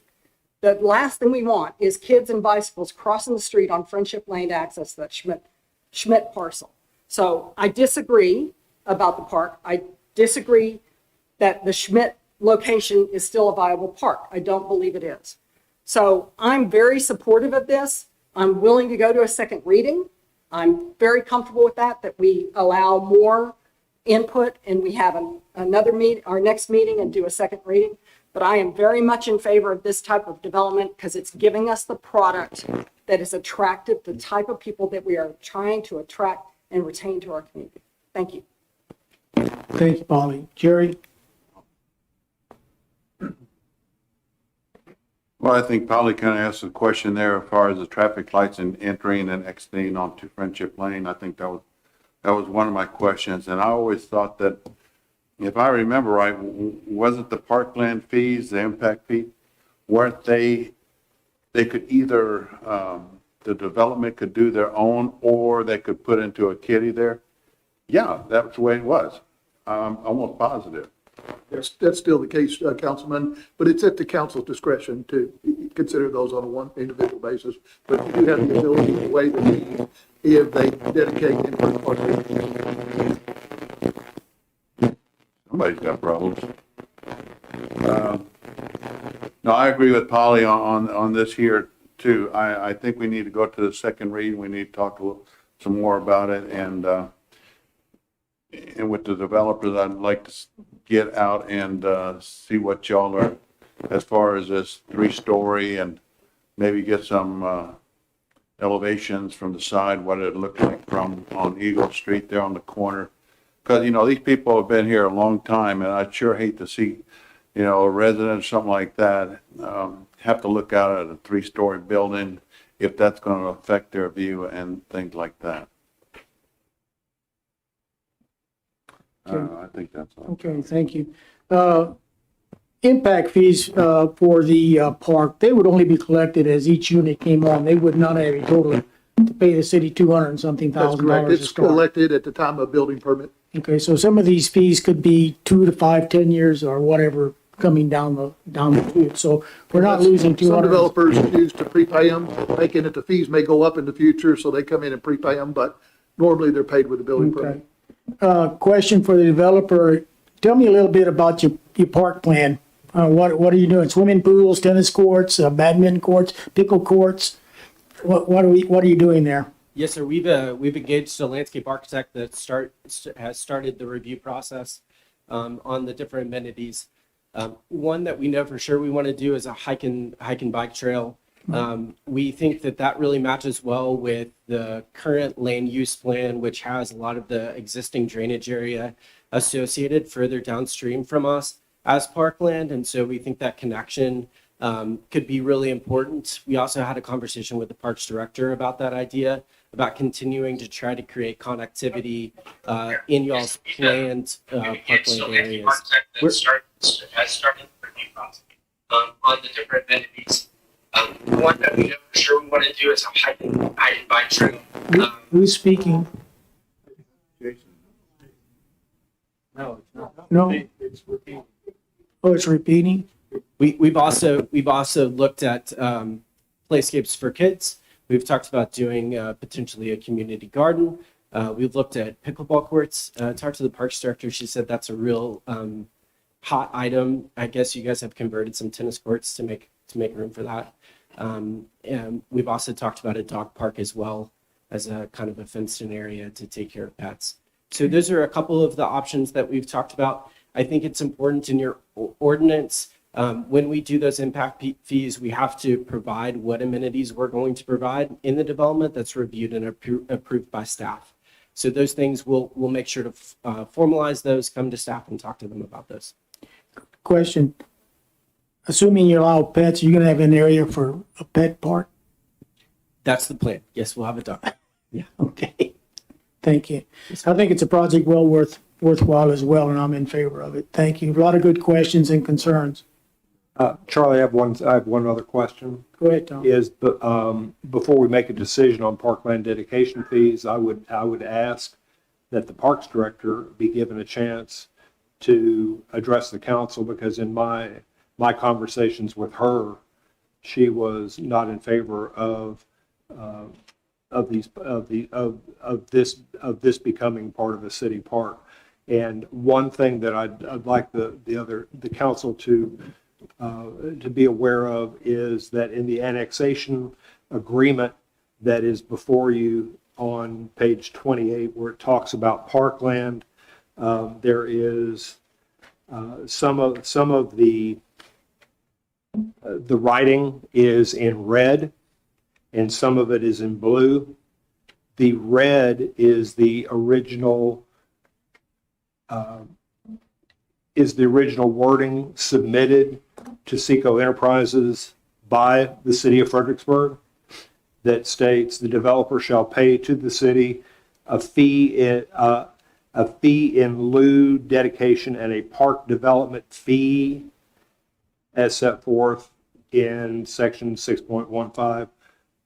So my understanding is the original document sent to the developer required them to pay a park dedication fee. And when they sent it back, their revisions are the statements that are in blue in this. So my statement still stands. I believe that we should collect park dedication fees, especially if we're trying to expand our park systems throughout our community. I think that that money is better used by the city in creating parks instead of accepting pocket parks in developments that the Parks Department does really, even though they don't say that, or the developers say that they are not, they're going to develop them. They need to, the city Parks Department doesn't want them to be part of their system. So we're just taking money away from the city parks, and we can't expect to have a park system if we don't have a way of funding them. And that was the whole purpose behind, or one of the purposes behind the park dedication fee. Thank you. I have a question for the developer. On your park plan, would that be something that's brought in piece by piece, or would this be one of the first items once construction starts to provide a complete planned park for whoever, whether it be 25 people living there at first to 150 people living there at first? So the proposal is that our preliminary plat, you'll see our public access easement. So all of the land would be available in our first phase. We are proposing to phase the improvements similar to how our TIS would be done, that as we create dwelling units, which creates the demand that we're mitigating, that we would institute those improvements over each one of our phases. That again is something we work with staff on. I do have a couple of quick comments that I just think are important. In the parkland ordinance, the city has a preference for parks over 5 acres. We're 5.5 acres. So I don't think that we're a pocket park because we're in compliance with that. Also, there's an argument about that we are providing parkland, which is supposed to mitigate the increased density that we're creating. So our hope is that you see that we're doing that by providing this 5.5 acre park. Thank you. Thank you. Okay, any other questions, council members? Mayor, I don't see, I can't see. We're not entertaining any questions if that's what you'd like to do. Sir, public comment is over. We're not going to entertain any questions or concerns. You can certainly visit the developer or visit Jason Looks at another time. I'm sorry. Well, I appreciate the positivity too, but thank you. It's up to Mayor, and I'm, I want to continue on, and, if you want to visit with myself or any of the staff, I'm happy to visit with you in that regard, or whoever you might want to. And we always love positive comments, but I want to refrain from that. Okay. Mayor, over here. Daniel, go ahead. I'm sorry. I'm used to finding people here. Well, we've been moving around a lot. Yeah. One procedural point that I want to raise for the council, since there's discussion about possibly having a second reading.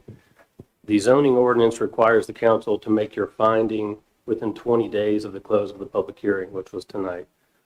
Now, because of the scheduling this month, your next meeting is not for 21 days.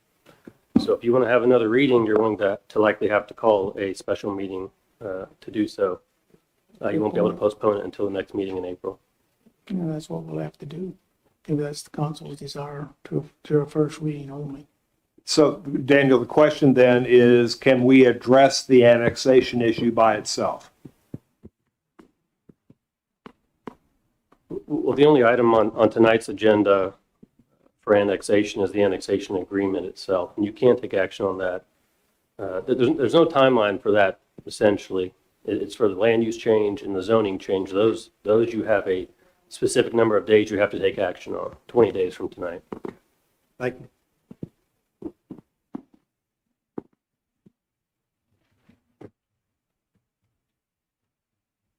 Mayor, I also want to clarify, Councilman Musselman said something about a second public hearing. These only require one public hearing, so, just want to make sure the council's aware of that. Yeah, I just want to make sure that when we're talking about a special meeting or continuing second meeting, is to consider action on these items in no public hearing. Well, the public hearing wouldn't be, but it could be during public comment. That is correct. Okay.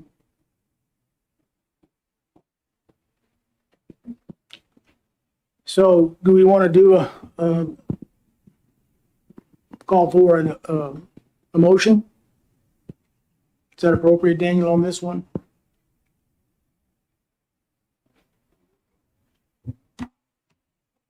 I believe the item you're on is 8A, is that Yes, correct? that's correct. So that's the first ordinance, that's the land use change ordinance. Okay. I'll entertain a motion then on item 8A. Do I need to reread it? Okay, thank you. Mayor, before you take that motion, I want to remind the council that the month of March has 5 Mondays. So if you wanted to call a special meeting, we could probably, if it's agreeable to your schedule, we could schedule that for the 5th Monday, which would be March 29th, I believe. Okay.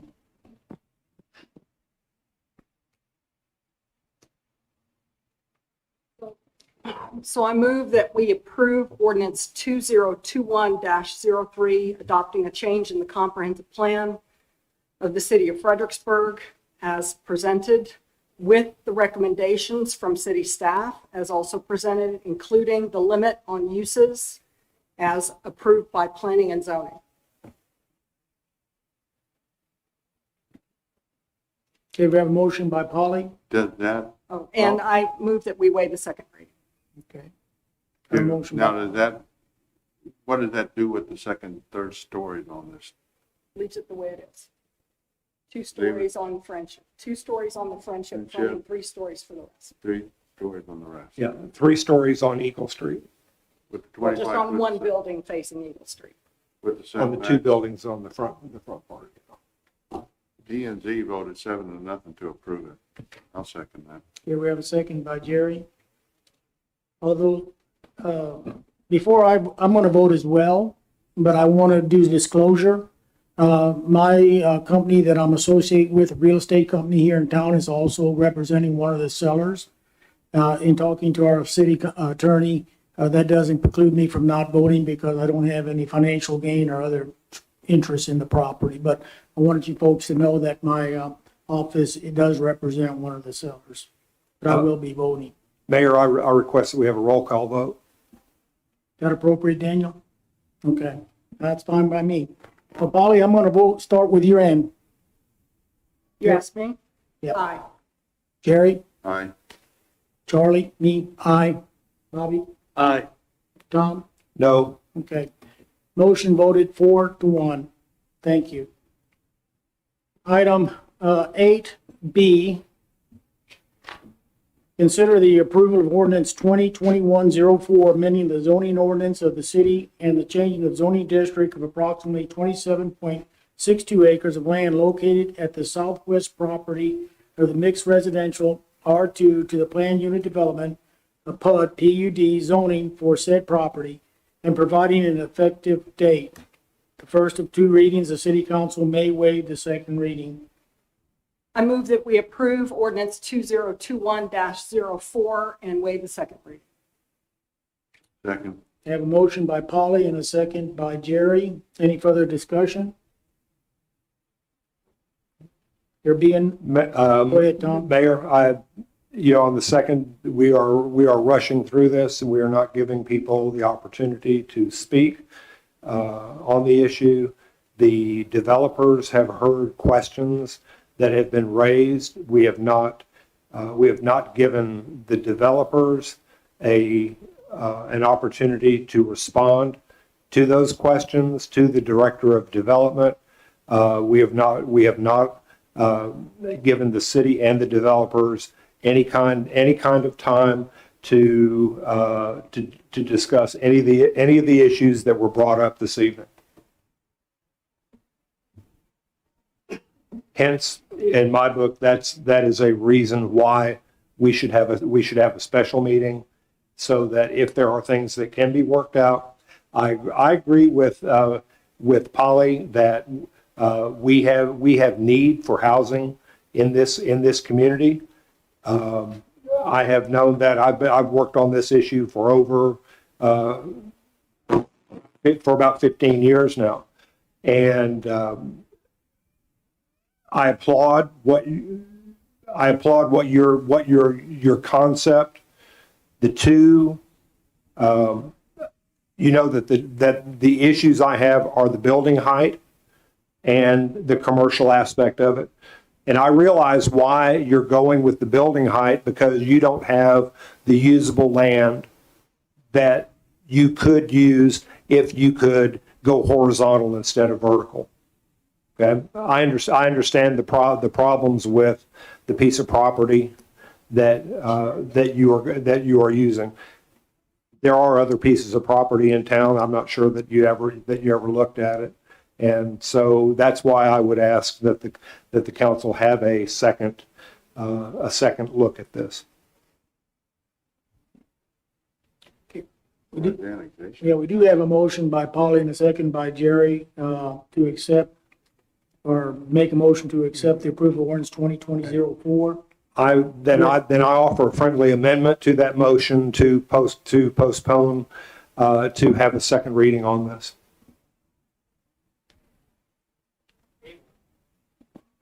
So we'll have to take a vote on the amendment if there's a second. Is that correct, Daniel? You want to take a vote on Tom's amended motion? Okay. Yeah, if there's a second to it, or if the person that made the original motion agrees to accept the friendly amendment in the way that it was made.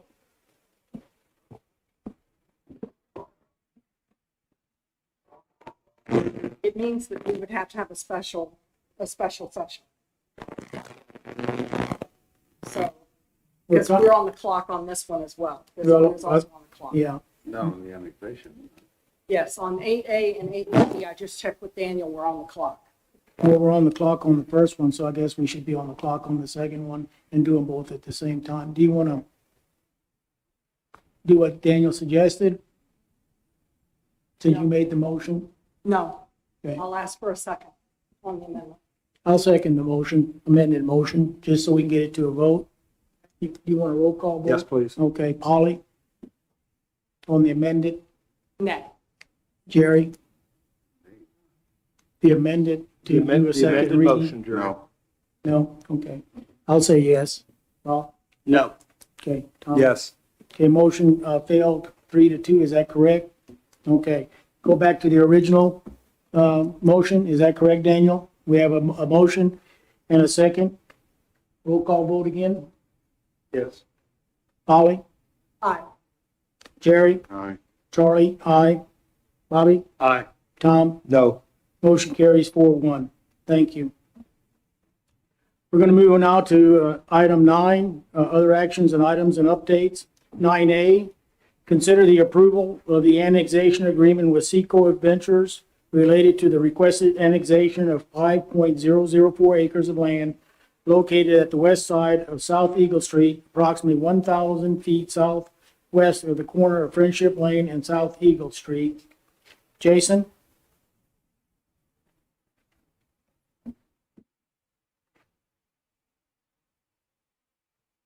Jason, are you still there? How about now?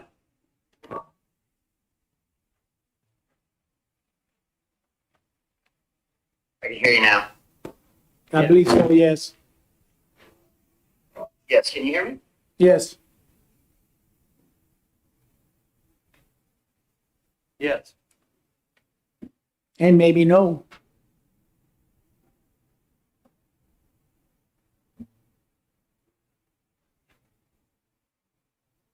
I think I'm a little behind y'all. I couldn't hear any of the prior discussion, so Tell them what it's about. We're talking about 9A. Yes, the annexation agreement. Yes. So I'm not sure where y'all are at We just started. on that one. Okay. Thank you, Bobby.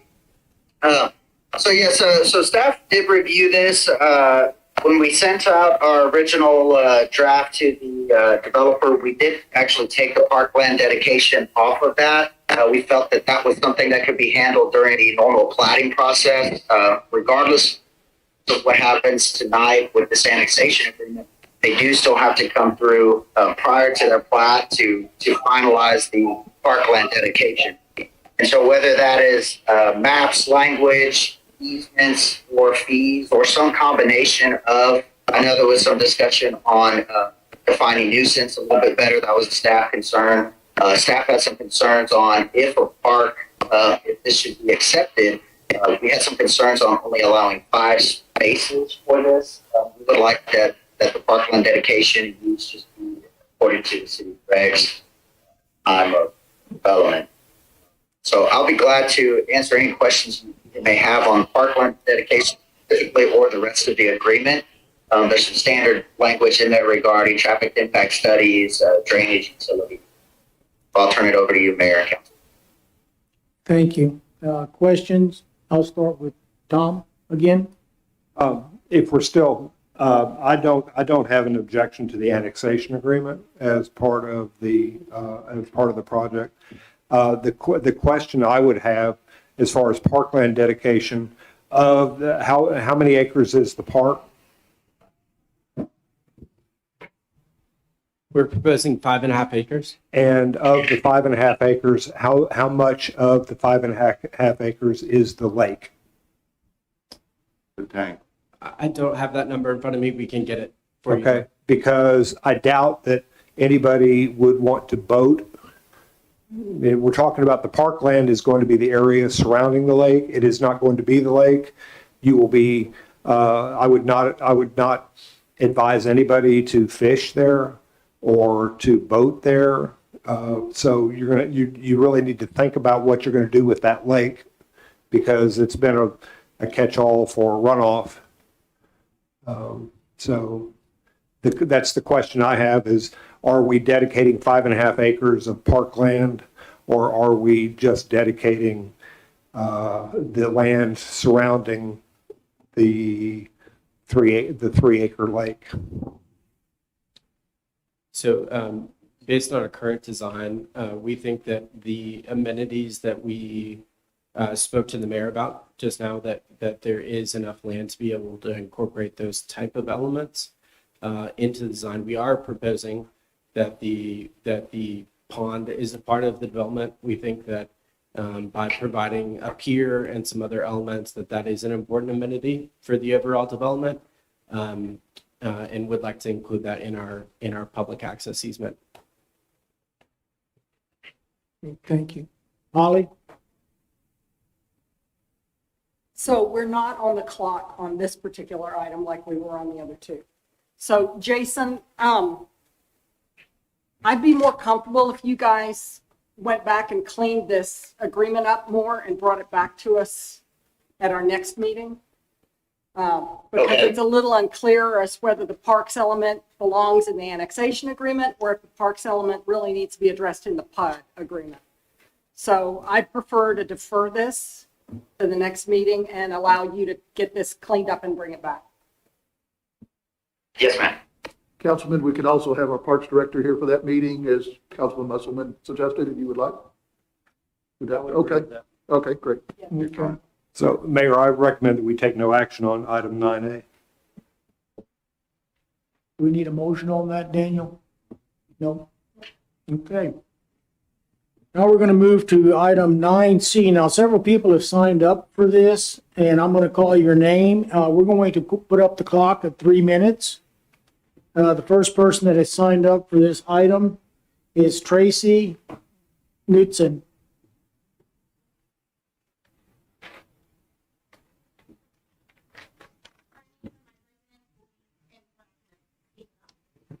Say that again, ma'am. I couldn't hear you. My name and residence is going to be in my. Oh, okay. Thank you. Hello, my name is Tracy Knudsen. I wanted to thank you all for serving in our city council. I want to address item 9C with you tonight. I've never done anything like this before, getting up and speaking. I felt like I needed to come and speak tonight because I'm not recognizing the America that we're living in anymore. 2020 felt like something out of a sci-fi movie. The lockdowns, the masks, the riots, the division of people on all levels. Going into the grocery store, nobody wanted to make eye contact with each other. We're living in a world where people are full of fear and anger. Most will just sit around and complain and hope things will improve. If they don't, they'll just comply and continue to grumble. I'm not going to be one of those. That's why I'm here this evening. My husband and I have lived here in Fredericksburg since 1999 and attend all of the events that are in jeopardy of being canceled. 2020 was dark, and even darker when we heard all was being canceled. These events bring happiness to many. People need people, and they need to socialize. We, the people, should be able to choose whether we attend an event. When the American people have lost their freedom to choose,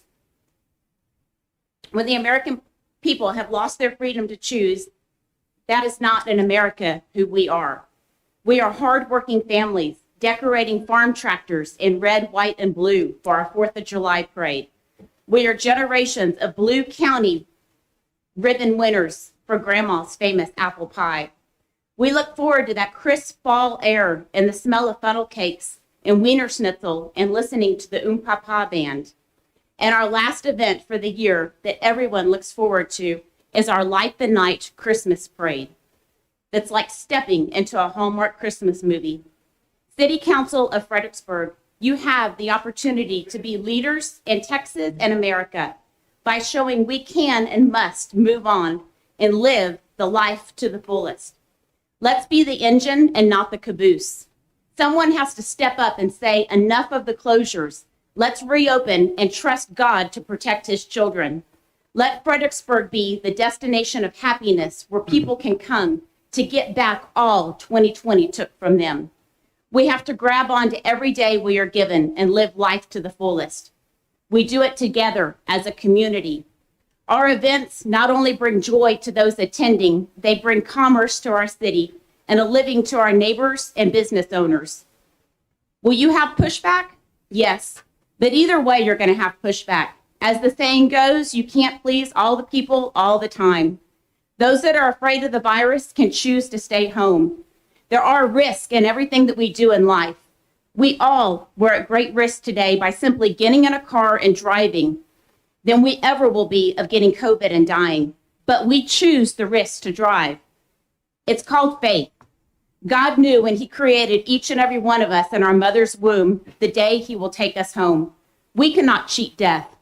Let's not live like we're already dead.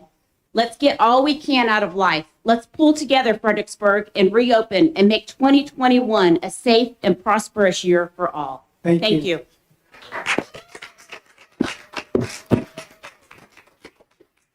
Matt, Long, now how did you know you were next? You saw the list. Okay, good deal. My name is Matt Long, and I live in the county. I moved here in 1999 as well. I have lived in the city limits several times, but have chosen to move outside. There are three things I would like to say about your decision you're about to make on the current moratorium of special events of 75 or more. For almost a year now, you have deprived local businesses of income, and all of their employees have suffered from this. It is time to open up completely.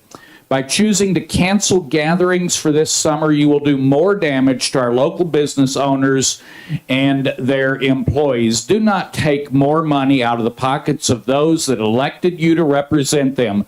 These large events bring tons of money through the city through hot taxes, sales taxes, and other forms of revenue. Even traffic violations from all of our out-of-town friends bring in revenue. Number 2, the governor's order, GA 34, rescinds all restrictions except those where the hospital district exceeds the limits set in the order. Over the last several months, we have been told by this council that this city will follow the governor's lead. Please apply the same argument now and do not cancel any more gatherings in Fredericksburg. The U.S. and the Texas Constitution. Yes, I'm bringing the Constitution to the table. Our Constitution is the ultimate law of the land. You have sworn an oath to uphold the U.S. and Texas Constitution. This is not a cute joke. This is not facetious. In fact, I had to quit writing when I got to this point this afternoon because I really was having a hard time expressing myself. Guys, you all swore an oath to uphold the Constitution of the United States of America and the Texas Constitution. That's not a pocket copy. It won't fit in your pocket. You do not need a lawyer. With all due respect, Mr. Jones, we do not need a lawyer to understand what it means that the right of the people to peaceably assemble. That is a right guaranteed in the First Amendment to the U.S. Constitution and in Article 1, Section 27 of the Texas Constitution. It is beyond me why a single one of you did not stand up a year ago and say, what do you mean we're going to limit gatherings? You can't do that in this country. You can't do that.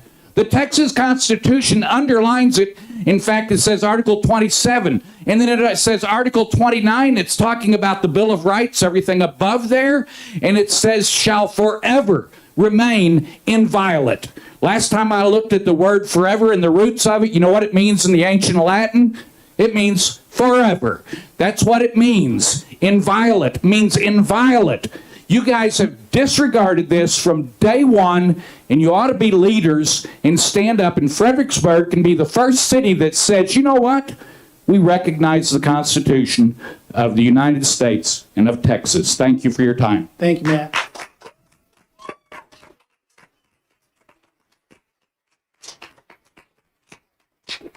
Okay, Kimberly? Well, I'm going down the line of, sir, I'll get to you in a minute, but I'm going to go down the line of people that have signed up, and I'll get to you. Just raise your hand again. Please do. You bet. Hi, guys. I'm sure you can guess what I'm here to suggest that you do, which is lift this special events moratorium. Stop trying to police the fun in this community. Everybody here has had a hard year, financially, psychologically, mentally. People have lost their business. People haven't been able to see their family, haven't been able to see their friends. And all we've heard is COVID, COVID, COVID. This many numbers, this many cases, this many supposed cases, all these kind of things. If you really care about people's health, you need to just have events, let them gather, let them have fun, let them hug each other, let them share food. Cheers to a beer, whatever your style is. Let them do it. You guys, really, you don't have the authority to like count, oh, you're allowed 10 people here, and you're allowed 50 people here, and you're allowed 200 people here. No, we're allowed to gather peacefully as many as we want, when we want. And a promoter throwing an event is a business like any other. The events that come to this town, they do bring a substantial amount of economic impact on lots of levels here. Fredericksburg is a tourist town. Businesses here depend on tourists and events. We need them. We have a right to them. Lift it. The governor has given you your permission that a lot of you feel like you need. So exercise it and just lift it. Thank you. Thank you, Kimberly. Annette Bennett, you signed up for 9C as well? Oh, there you are. Okay. I'm Annette Bennett, and I live in the city. I read through the packet and read Governor Abbott's latest executive order. And he states, I'm going to quote, "No penalty of any kind shall be imposed for failure to wear a mask." So I ask, Why would we want to make events mandatory to wear a mask based on what Governor Abbott just said? So what is the logic? Why would we require masks when it can't be enforced? Okay. I believe that all special events moratorium on events should be ended effective today.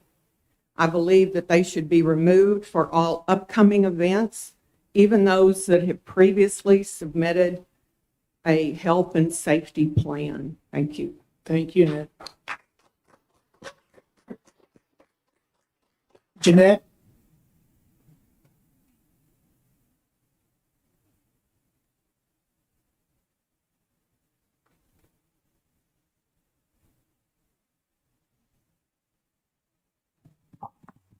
Thank you. Of course, I'm for opening. I was for opening back before we closed. So I want to bring one little perspective. I raised my kids here. I've been here 30 years. And one lifesaver for me was how wonderful the community was in looking out for us and taking care of us. And these events were a lifeblood. And so in any culture, that's what holds the culture together, is the traditions, the community events, the celebrations, and also the regular, the seasonal of it. Every year there's a Christmas parade. Every year there's, all these different events as you go through the year. And my kids are older now, but I tell you what, if I had them now and they were the age that they were, which I was pregnant with one, had the other one, and the other one was little, everything. They were involved with everything. My little one entered every single parade, the children's parade, and won every year because he had these amazing little floats. One time he had he was in a little tricycle, and then he was pulling another wagon, had all his stuffed animals, and they were all dressed in red, white, and blue with flags. And every year he would win a flag. That's what you win, is a flag. And he's 4 years old, walking down the street with this huge American flag. And you wouldn't believe the smiles that it brought from everybody. I mean, we are the best health for each other. We're human beings. We have a dignity that we bless each other. God has given us this wonderful spirit, okay, which is Him. We're all made in His image. So we need to interact. We need to be reminded. If we're all locked up and you have just drive-through for the fish fry or whatever, I mean, it's useless. And it's much more damaging than anything of the COVID ever did. So, of course, I would lift it immediately. Never should have happened before. We are not an emergency. Thank you. Thank you, Jeanette. And I do need to apologize. Jeanette Jarvie, I missed you on public comments. I'm going to give you that opportunity to speak now if you don't mind. Jeanette? Or I'm sorry, Jennifer. Jennifer. Okay, well, I've got her phone number. I'll call her and apologize to her for sure. Okay, thank you. Okay. I think the other two are Rosemary Essenson. You want to speak also tonight, see? Didn't fall asleep. Oh, no, not even, no, you're not, Rosemary, sorry. I didn't pick you on last, nope. My name is Rosemary Estinson. I should live in the city. I spend 24/7 here. I have 5 businesses here, all in hospitality, but I do live in the county. I've been here going on 31 years. I have never seen anything like this happen. I hope it goes away, just like the ice storm. That was horrible. I hope everybody came out okay. My husband and I were in a 10 by 20 room for 12 days. We still love each other. We're going on 49 years. Okay. I don't know how you fared, but we made it. Okay, the reason I'm here tonight is I agree with most everything everybody else says, so ditto to that. God gave us free will. He gave us a choice. You guys cannot take that away from us. And I, for one, am not closing anything anymore. My husband and the powers that be on my board of all my businesses overrode me on lots of things in the last year. My husband is black and white. I'm very gray. Okay? But he dots his I's and crosses his T's and all that hoopla. Okay? So my brewery did this. They followed all the rules. My this and my that and all the rest of my places did. And then you drive around and you see people not doing that. I went to several places. I'm not going to call their name. They did their businesses, and that's great. But you could touch them all the way around. The people here in town that did the best business are the ones that sold the what? The liquor. Because everybody's trying to forget. Okay? Well, I'd like to forget 2020 as well. Okay? So I implore you, you are to represent us, and people out there, if you don't want these people up here, then vote them out. Okay? You know I cannot vote, but you can. So I ask you to please rethink what you're doing, because people are not going to follow.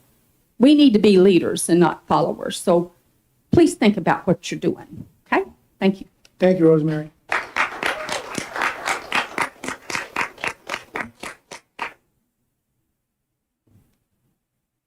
I'm trying to read this name. Angela, maybe? Okay, thank you. I will. Angela, would you please state your name, because I'd like to hear it. It's real difficult. Angela Smith. Oh. And I do live out in the county. Well, Sorry, I got here late. And I can I show them scribbled. how you wrote it? It was probably scribbled. Okay, I want to get that straight now. Yes, I can read Smith. And you know. Yeah, you know. Now you Thank know. you. Okay. Thank you, City Council, for taking our comments tonight, and I'm open to questions. The city moratorium is in place based on unconstitutional actions taken by both the state, that would include Governor Abbott, and the city. I would like to remind you that you took an oath to uphold the Constitution.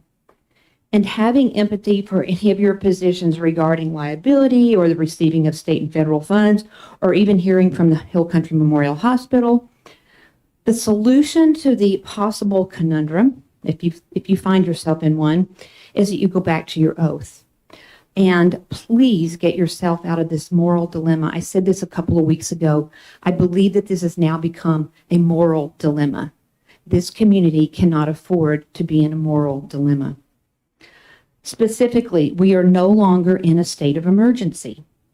And being that I am part of the Fredericksburg Tea Party, we consistently hear, and I mean consistently hear, about the desire of business owners and residents to get out from under the moratorium and the emergency declaration.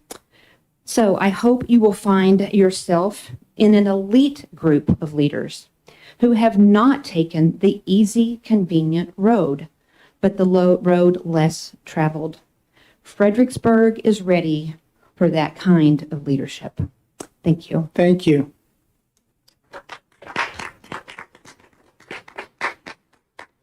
Okay, the gentleman that been waving his arm, I can't see you. Did you duck? And if you would tell us who you are and if you live in the city? And you're addressing 9C, is that correct? You're going to address 9C? Yes. Okay, thank you. And your name and where you live, sir? I'll address whatever you want me to address. No, I'm not that tough. I'm trying to figure out if this Jason is the Wizard of Oz or something. Your name, sir? Oh, my name is Kenneth H. Cooley. I'm a guest. Okay. I buy brisket here. I buy liquor here. I go to church here, but I'm from Minnesota. Yeah, boy. My background is I was the mayor of West St. Paul for 9 years, on the city council for 7 years. I compliment the gentleman over there, the research he's done. Again, you fellas have taken an oath to do the best you can for the city. And the thing that I like Fredericksburg is the business community. And if you start closing all these activities down, The people you're really hurting are the business community, and they're paying your salaries, they're paying the taxes, they're paying the fire department, the police department, you name it, they're paying them. If anything, you should have more activities. You should have an activity like Council and Mayor Appreciation Day or something, so you can get more people in here yet. Because the people are spending money, and when the people spend money, everything helps. I mean, I was going to make some comments before. You talked about a 3-story building. Does your fire department go up that high? Okay, that's good. Again, in West St. Paul, we continue to have more and more activities because that helped our business community. The population of West St. Paul is 20,000. Like I said, during the day, we probably have about 35,000. But by stopping these activities, the people you're hurting are the business people, and the business people are, in my mind, the backbone of your city. That's the reason why people come here, is to buy things. I've been here for 9 years. I love eating brisket. I got to watch my weight, though. But my doctor said wearing a mask, I'm 80 years old. I've had COVID or whatever they call that thing, I think 3 times. I've had intravenous fluids. I'm up at Peterson Hospital taking therapy, and my doctor said wearing a mask, because these bugs that are flying around are smaller than your hair. And my doctor said wearing a mask is like putting up chicken wire on your windows to keep the mosquitoes out. But I think for the benefit of the business community and the people that want to get out, if they don't want to go to an activity, and most of the activities are outside anyway, and, you know, I think you're dumb to wear a mask outside. Other than that, I have no other comments. Thank you. And I'm not going to run for mayor or council. I told the city engineer if I did that again after 16 years, hit me in the head with a shovel. Okay. Well, I'm sure the citizens of your community really appreciated you. Thank you. Okay, now let's go to item 9C. Consider this.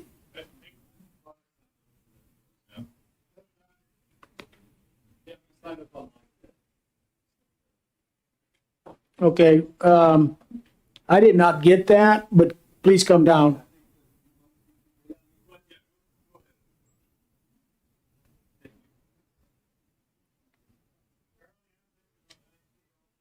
Okay. Is that, or just? You can ask, but we can't answer. Okay. One for clarification, help me on this. You know, we're in a new process here, and the typical, Kent, would you address, you know, signups for the next meeting? Because if I received those, I apologize. I did not see them on an email. No, we don't, Shelley does, we don't currently, policy is not to accept any signups via email. You have to be here between 5:30 to 6 to sign up to speak. And that's why we have written comments. You can submit written comments prior to the meeting, but in order to testify at the meeting, you have to sign up between 5:30 and 6. Yeah, that was on the PDF today for the email. And that's fine. Okay, great. That's Thank fine, you. not a problem. We just want to be sure we get it straight for the next go around. Okay, thank you. Okay, thank you. That's a good. Yeah.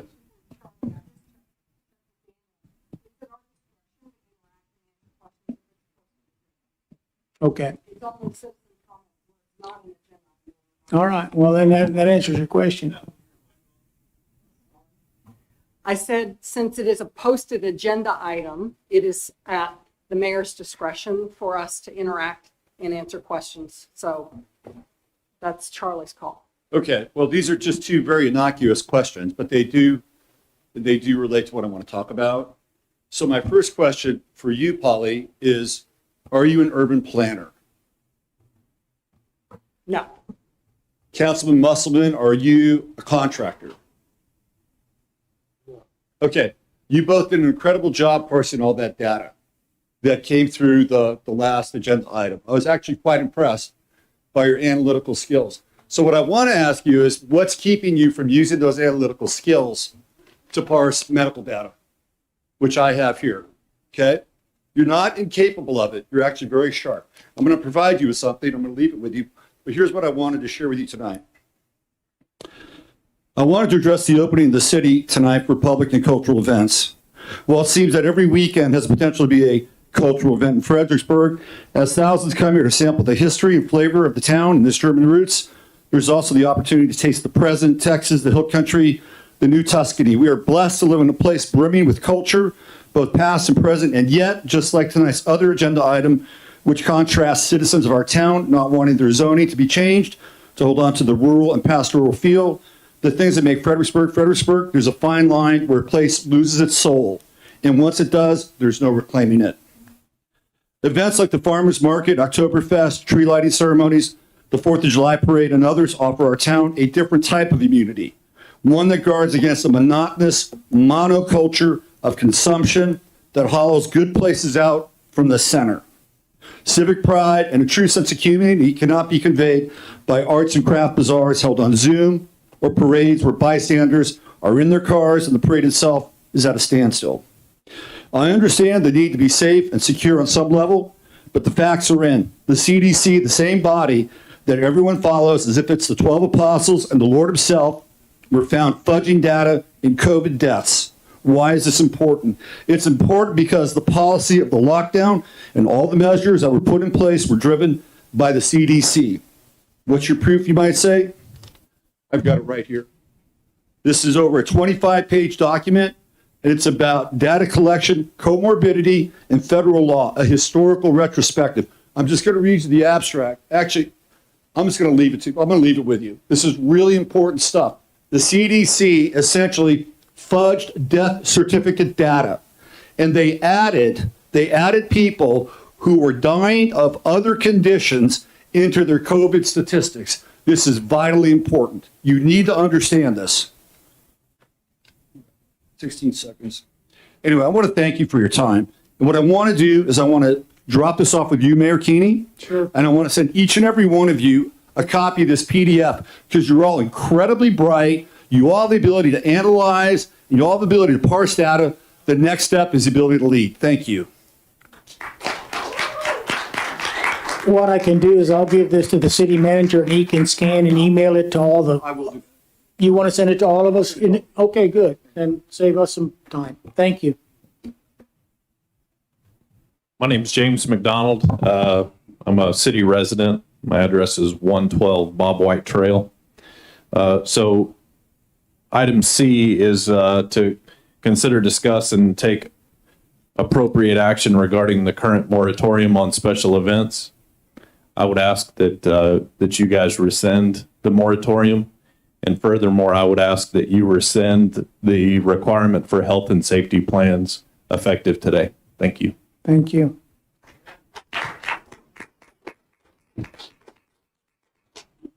Okay. I got just a minute. I got a gentleman coming down and speak. Did you want to speak as well? Okay, well, thank you for bringing that to my attention. We'll get you down next. Thank you. Tom Marshall, resident for 30 years here in Fredericksburg. Tonight I want to speak to you as the treasurer of the Texas Mesquite Association.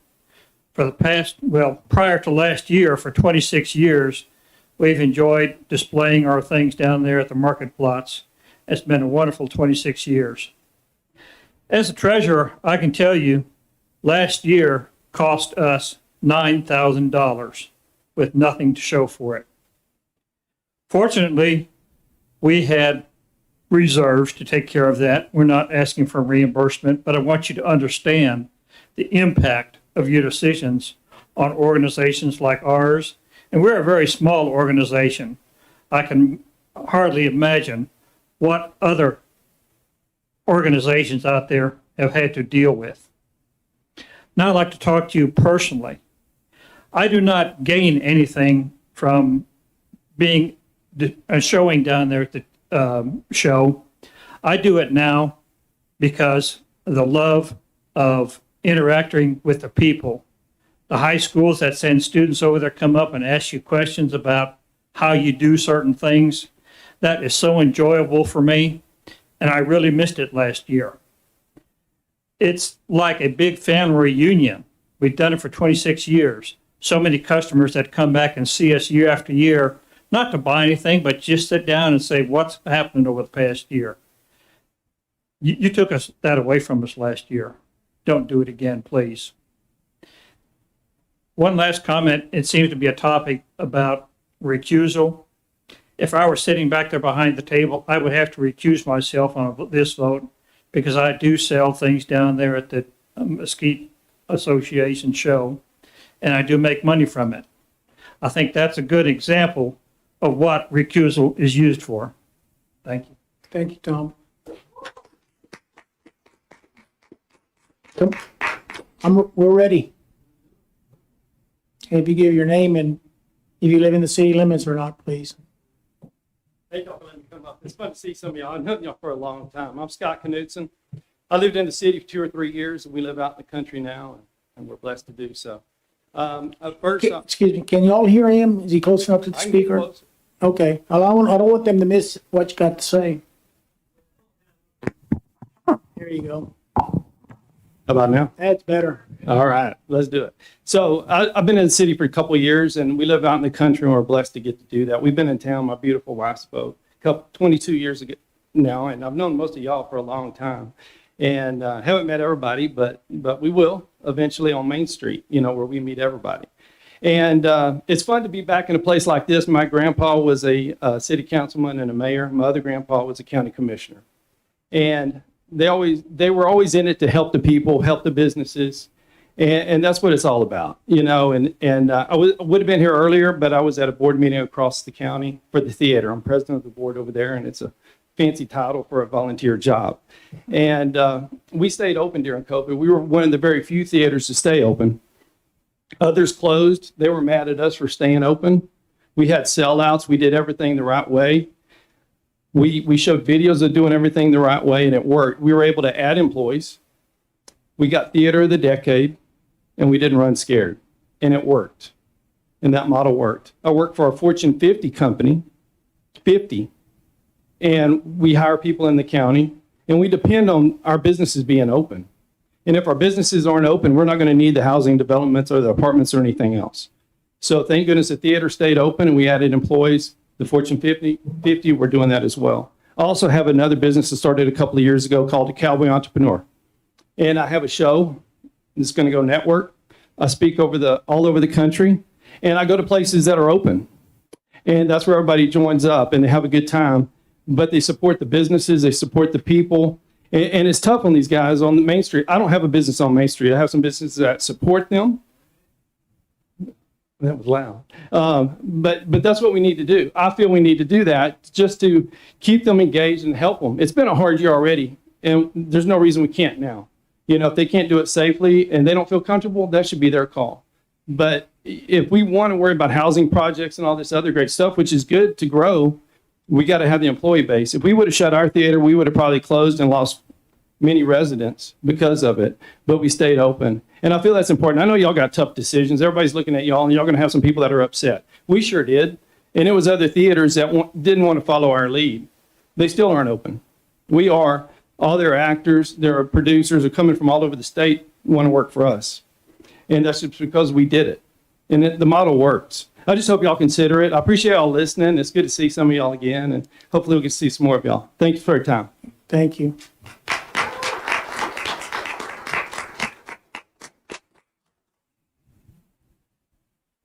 Okay. Let's go to item C then. Consider, discuss, take appropriate action regarding the current moratorium on special events and outdoor gatherings of 75 or more. Jennifer?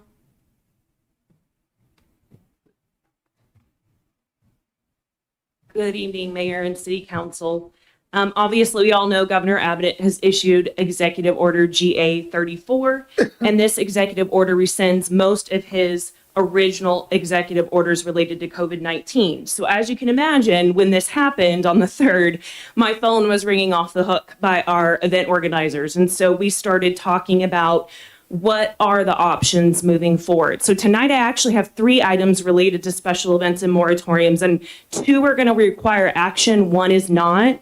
So to go slowly so that everyone can follow along, because it is very confusing, we're going to start with the special events moratorium. I do appreciate all the comments. I want to let you know, though, the majority of the events were approved by this city council with a health and safety plan. So we have actually had the ability to have events. So I appreciate y'all's support on that. Otherwise, if an event was uncomfortable or felt the liability was shifted to them, they decided to cancel on their own. So the health and safety plan has really been just a checks and balances so that city council can review and make sure events are moving forward in a safe and appropriate manner.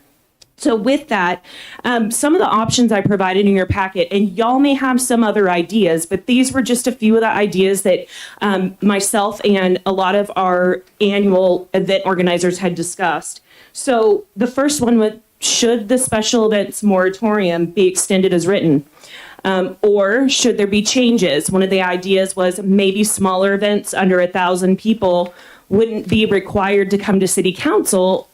They would go to our special events committee to have their health and safety plan reviewed. The second option would be, should the special events moratorium end, but strongly encourage and recommend the continued use of minimum standard health protocols to produce safe events. And if you look in your packet, I've provided you the CDC considerations for events and gatherings that our event organizers can use. The third option would be, should the special events moratorium end to allow special events on city-owned property, but require a written health and safety plan through the special event application process? So that template that's in your packet that we've been using at the city council meetings would just be attached as an addendum, and through the application process, a special event would complete that. And then during our review process, which is our special events committee, that includes Kent, Clinton, our city manager, assistant city manager, members from our public works department, our health department, fire, EMS, police, all of that are included in that review process, to where staff would actually review those plans and make recommendations on the events to where it wouldn't be coming to city council for approval. And then the final option would be, should the special events moratorium end with no further restrictions or requirements? I know it might be premature to discuss that. And I do want to mention that many of my event organizers, we are members of professional organizations, International Festival and Events Association, Texas Festivals and Events Association, the Texas Recreation and Park Society. And I would be remiss to not tell you that a lot of them have seen the liability concerns about hosting an event and the new insurance that has come out. And they have been scared to produce an event not doing something safely because they didn't want the liability to fall back on them. So it is a liability for an event organizer and an organization to take that on. So I don't want us to forget about that. So I really wanted this to be sort of a dialogue back and forth about the moratorium tonight to sort of give us direction on what each of you are thinking. And then we would need action, as this moratorium that we currently have is actually expiring on the 31st of this month. So at this time, I'd like to turn it over to y'all for discussion and questions. Okay, thank you. Polly, I'm going to start with you because you're looking right at me. I was looking at Bobby thinking that he was going to. Oh, shoot. That's okay. That's okay. One question you mentioned about the insurance requirements that they have. Does the presence of us having a health and safety plan requirement affect their insurance one way or another, or is it? Not that I'm aware of, no. Doesn't have any bearing on it at all. Okay. That's my only question. Okay, Bobby. Go ahead, Jerry.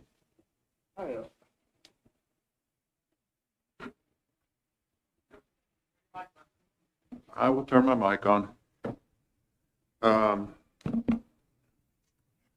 I talked with Jennifer today some about this here, and I asked, Jennifer and them have been dealing with this more than anybody else in this room. And Jennifer and Kelly, I mean, they're going to do things in a safe manner. They're not going to take this, to me, a reckless observation of just saying the hell with all this other stuff and then dropping the mask and the declaration and everything else. I would go with what Jennifer and Kelly, what they recommend as far as how do we progress in getting these events. You look at the events that they have stated here on page 109, man, the 2001 special events are just all through the summer through December. And there's events every weekend here. I can see where people are concerned about businesses being open and being able to function. I can understand that. I do understand that. But when you come down and you look and you see that there was over 500,000 deaths, whether it was COVID related or not, when my uncle died, he had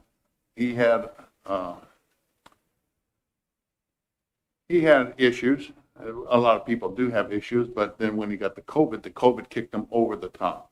So that was the end of that. Everybody keeps talking saying that we're public officials. Well, we are public officials. We're public servants. Yes, I understand that, but I'm a citizen of Fredericksburg. I've been here 68 years. People keep jumping up here and say, hey, my dad was in the war. Well, my dad was in the war also. He was a medical corpsman. He was in Iwo Jima. He did all his stuff too. I mean, I'm not belligerent to that. The COVID, I don't know, to me, a lot of this stuff to me is irresponsible and arrogant. I said, everybody enjoyed the past. I enjoyed the past. I'd love to sit down with a bunch of people and drink a beer too at a restaurant. But if I'm not feeling safe sitting in a restaurant, then I won't go there. I won't go there, but I want to go there. Okay. I'm not gonna go there. Anyway, let's keep I it, can't. let's keep it right, folks. Thank Yeah, you. I let you talk, so y'all can sit and listen to us talk. Everyone enjoyed the past. The events will go on. I felt like the mask mandate should have been stayed on for another month and gotten over this. Businesses are open. The mask mandate was rescinded. So, I mean, I don't know. How do you have a mask burning deal when the masks were rescinded? Y'all got out there Wednesday. What did you burn? You couldn't have burned anything because you never wore any mask.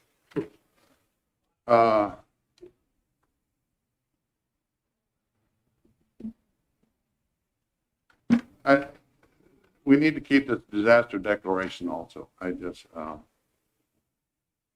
pay my taxes.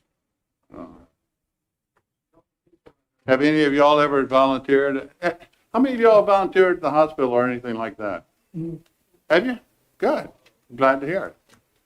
You know, have you gone out and helped some individuals that had problems out at their house during the ice storm and all of this?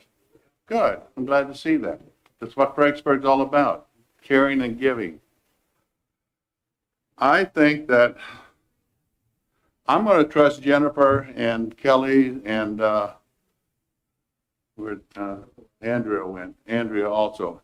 I'm going to trust their judgment to tell us which way to go on this moratorium on that subject. Hey, Bobby, I get tired of listening to that. your turn. Right. I'm also going to rely on Jennifer and staff to recommend how we should proceed. If you think it's been easy to sit up here and put moratoriums in place or mandates in place that cause businesses to close and to fail and to not have events in this town, I'm sorry, you're wrong. It's been very hard to do. This town is a truly special place, and what makes it is the people and the events and the things that people have done in the past to set us up to be such a success. It is not easy to sit up here and tell people they can't do anything or have events. And But I believe that COVID is a virus that we need to be worried about. And I believe that the vaccine is something that can help us. We have differences of opinion. That's my opinion. I would like a recommendation from staff as to which direction we should go. I would like to see us possibly open events, but I think a health and safety plan is something that we need to keep in place. Thank you. Tom?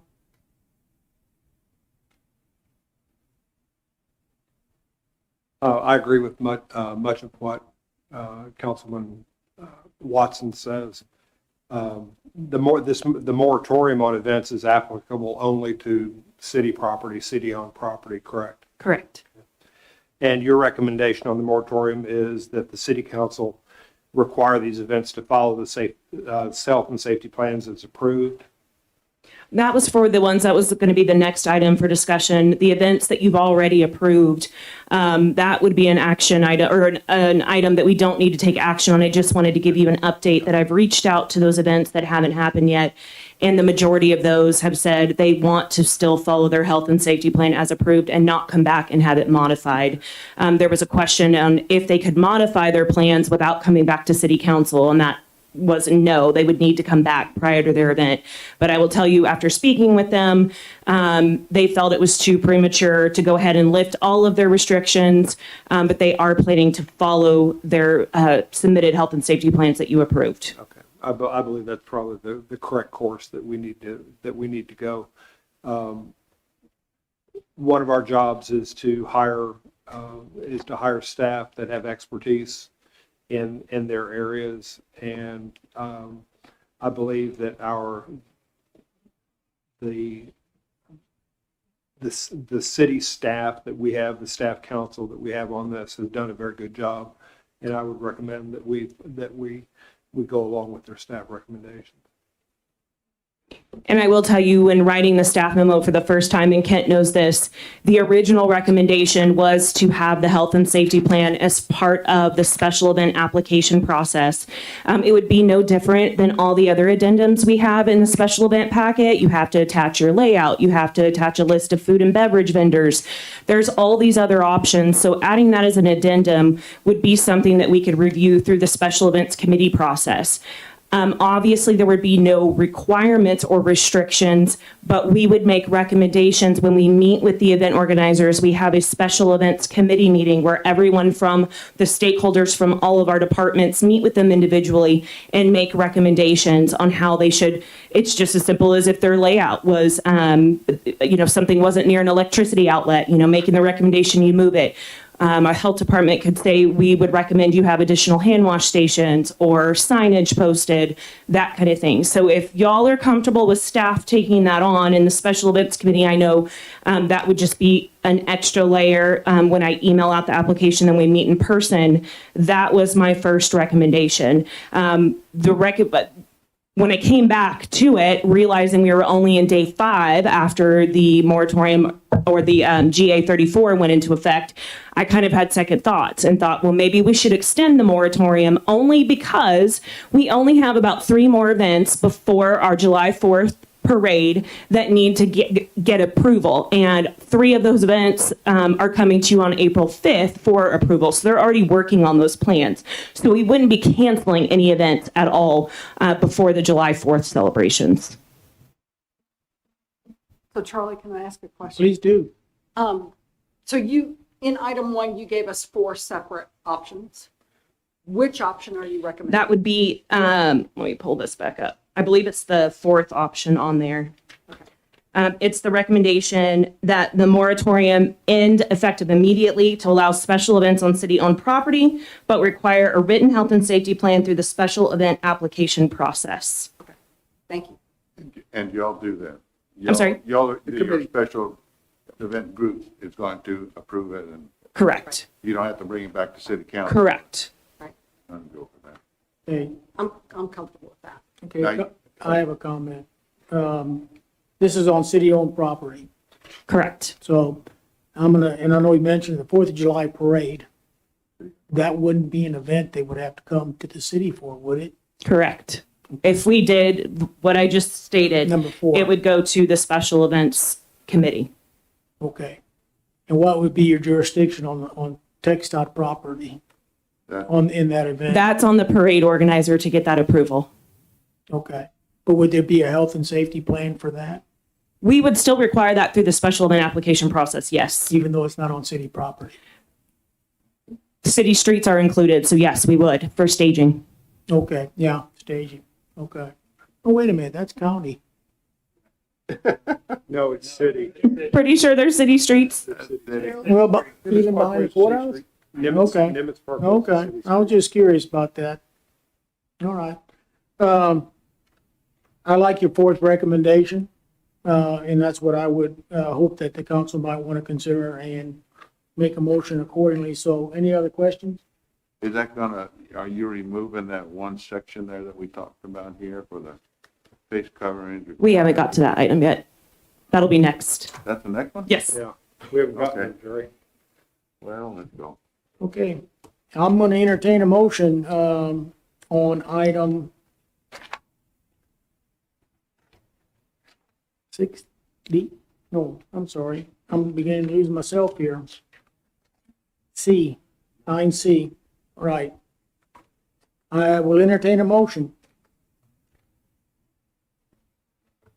I'll move to approve per staff's recommendation number 4 to terminate or to the moratorium end effectively immediately to allow special events on city-owned property, but require written health and safety plan through the special event application process. Okay, I have a motion by Bobby. Do I hear a Second. second? Second by Polly. All those in favor? Aye. Same sign opposed. There is none. Motion carries. Thank you. Don't leave. Oh, no, I've got more. So we already went over the second item, which is about what was going to happen with those health and safety plans that were already approved. Let me read that. Oh, go ahead. If you Sorry. don't mind. Thank you. I know Absolutely. you're kind of like me, beginning to, get a little stir crazy. Sorry, I thought we read, because there's 3 Yeah, items yeah. as part of the one. Okay, item D, consider and discuss, take action regarding approval of the health and safety plan for the following events. I, Fredericksburg Volunteer Fire Department's fish fry and street closure request at West Austin Street between North Adams and North Crockett Streets on Saturday, April the 17th, 2021, from 12 p.m. to 9 p.m. Item II, Hill Country Indian Artifact Show on Saturday, April 3rd, 2021 at the Pioneer Pavilion. And so you're on. Okay, I need to go back to the previous item. There's a third item that we need to talk about the COVID waiver. So that's why I was trying to go slow. I apologize. There's 3 items in that. Item number 3 is our outdoor gatherings of 10 to 299 people. They were required to sign a COVID-19 health and safety protocol waiver. On February 15th, City Council approved the signing of that waiver in lieu of submitting a written health and safety plan to the mayor. However, indoor events were never required to sign this waiver, as the executive order only gave the mayor authority to approve outdoor gatherings in excess of 10 people. Because of this, staff feels that the requirement to sign a waiver should be removed. If City Council does not agree with this recommendation, would like the waiver to continue, what Jerry was referencing in his packet, the waiver must be edited as it contains language from GA 39 regarding the use of face coverings. City staff would work with Daniel, our city attorney, to update the language should the waiver be required. So staff is recommending that we consider adoption of a motion to allow the rental of facilities for private outdoor gatherings from 10 to 299 people and remove the requirement to sign a COVID-19 health and safety protocol waiver. Jennifer, help me then. I apologize. So we're still on C? Yes, sir. Okay, thank Yes, sir. you. Let's This is go the back. third item Thank in you. that. Thank you. C3, Charlie. C3, thank you. But Jennifer, in that, it would also encourage and recommend that the applicants follow minimum health and safety protocols. Of course. And then that is part of the agreement. Correct. We actually have printouts of, from Department of State Health Services that we give to events about washing your hands frequently, staying 6 feet apart. So we would still have those educational materials for anyone that was going to rent a city facility. But we have no way of checking that. Right, and there's been, exactly, all of the health and safety plans for private outdoor gatherings have been approved 100%. Prior to February 15th, they were submitting their own health and safety waiver to the mayor. That did not have to come to city council. All of those were approved. There's obviously no enforcement. It was a honor system. And again, it was just for outdoor gatherings. Staff feels that indoor gatherings would probably be the ones that would need a waiver more than the outdoor. Hence, with the change in this executive order, we feel that there's no reason to have this COVID waiver any longer. So, final question, are you and the city's special events committee comfortable with number 3? We would not, the special events committee would not be reviewing these. These are for private outdoor gatherings, people renting pavilions for birthday parties, family reunions, that sort of thing. Okay. So you're comfortable with your staff recommendation of removing? Correct, because all they're doing is signing a piece of paper at this point with health and safety protocols. Any other concerns or questions, council, since I got us back on track? This need to be a motion?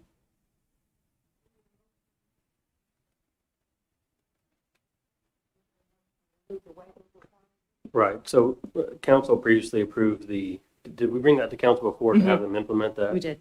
Right, so, when we were dealing with all these changes in the executive order, and there became a point where there had to be, the mayor had to approve everything over a certain number. So to try to expedite that process, that's why this was implemented. So since it was implemented by council, I'd recommend a council motion to rescind or stop using that if that's what council wants to do. Okay, thank So you. I make a motion that we rescind the waiver requirement for private outdoor gatherings of 10 to 299 people. Is that that's basically your recommendation? That's perfect. Yes, thank So you. that's my motion. I'll second. Okay, we have a motion by Polly and a second by Bobby. Any further discussion? All those in favor? Aye. Aye.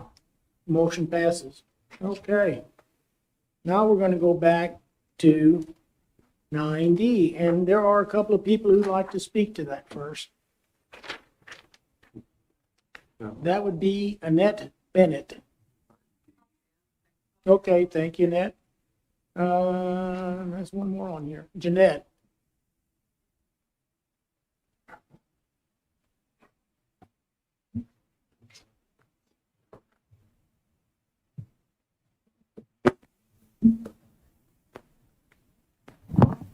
Thank you. I'll make it kind of quick. When I thought about the fish fry, I remembered how, again, I was a young mom, had my one second baby, my other son was with me. And I looked forward to the fish fry every year because it was a time to relax and somebody else is cooking. The kids are in a great environment. They had music. My kids were always dancing. I mean, it was the community again, all these people that helped us, and when I looked at the health and safety plan that's been approved or whatever, and I see that they're going to be boxing up the fish, you go through a drive-through, stay in your car, it'll be handed to you, and off you go. That made me very sick. I know that maybe they can't do anything now. I don't know if they even want to, but the whole point of the fish fry was the community. And like I said, with all these events.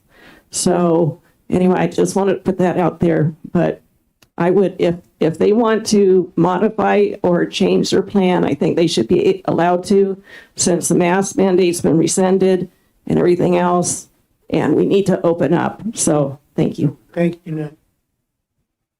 Okay, now, I believe that was all for that particular item. So D, I'll repeat it, consider, discuss, and take action regarding approval of health and safety plan for the following events.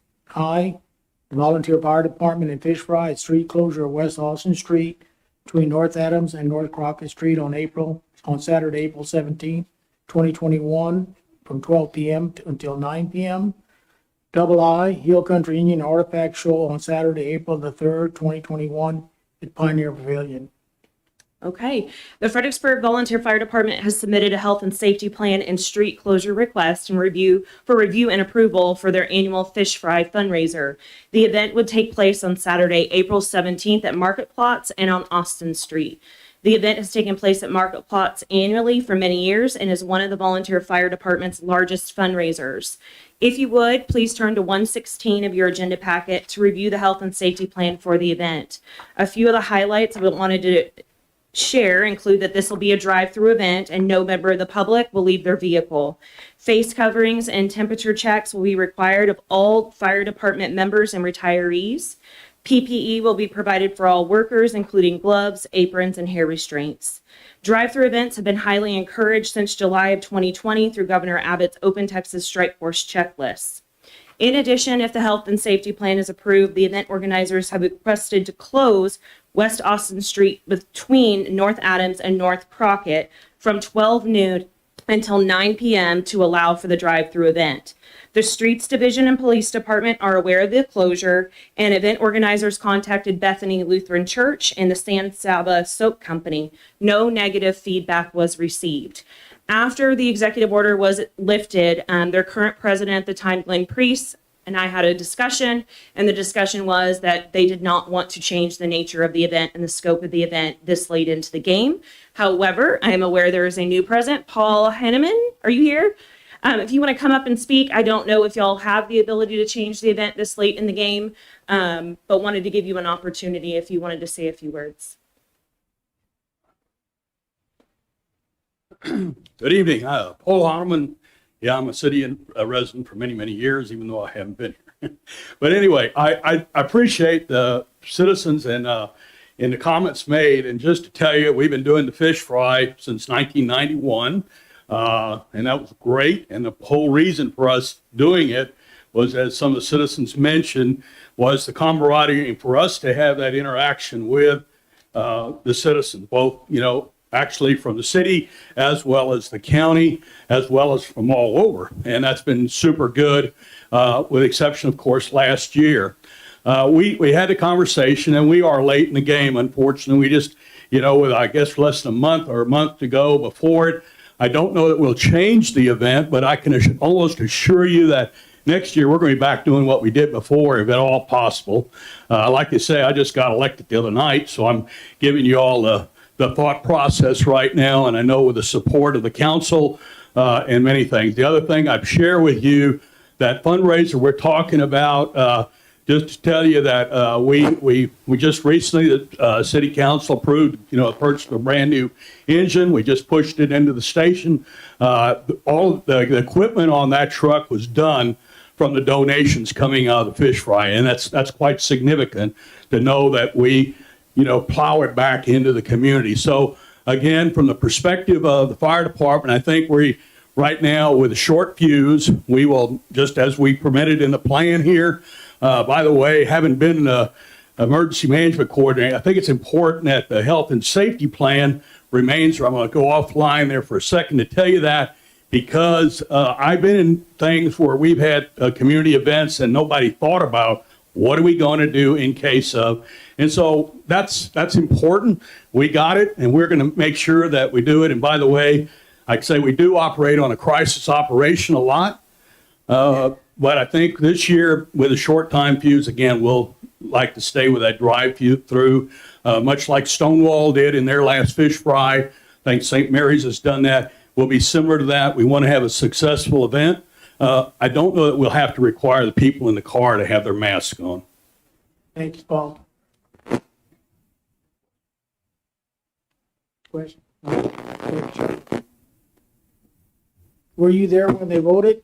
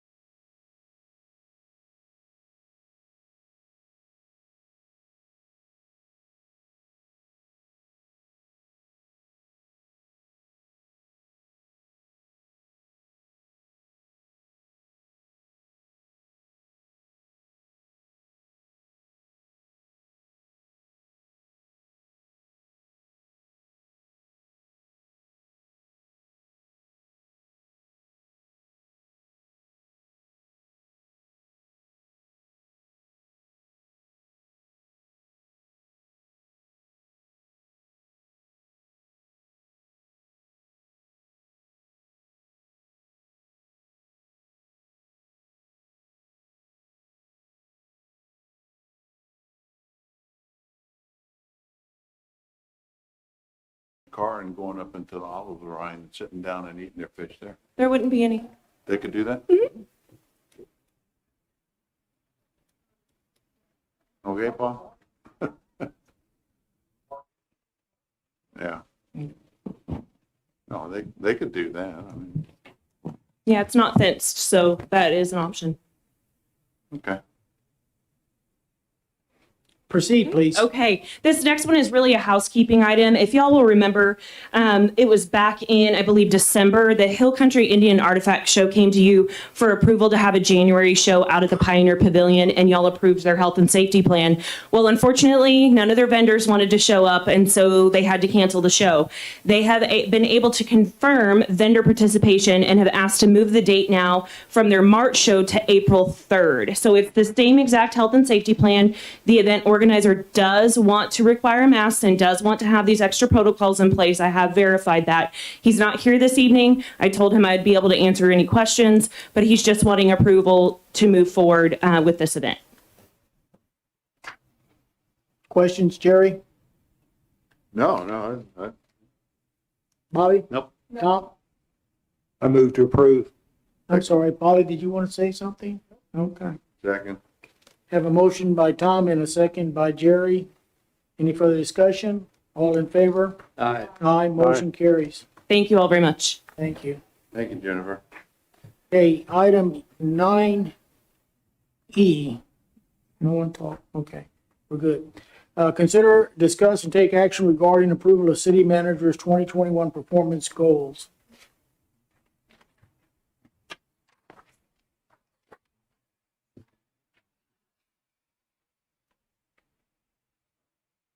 Mayor, Council, this is a item that's carried over from our recent council work session. At that work session, the council identified 6 primary goals that you wanted me to focus on for 2021. Those have now been prioritized by the city council. So you have a listing of not only the listing of the goals, but they're also in priority order. And so at this point in time, I would like to open it up to any additional questions or discussion, and then some sort of formal action to approve these goals. Okay. Would it be okay if I read them? Okay, performance goals for 2021. Number 1, as I understand, will be the consensus of the council, complete and develop the city's 5-year financial plan. Number 2, continue to expand and improve both internal and external city communications efforts on social media and other sources to keep the city council, the city staff, and local citizens fully informed about city activities.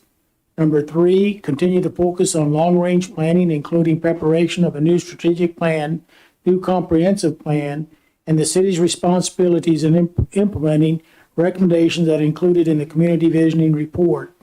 Number 4, work closely with city council, city staff, and community to gain input on major issues facing the city, including future street project, the comprehensive plan, and possible changes to the short-term rental regulations.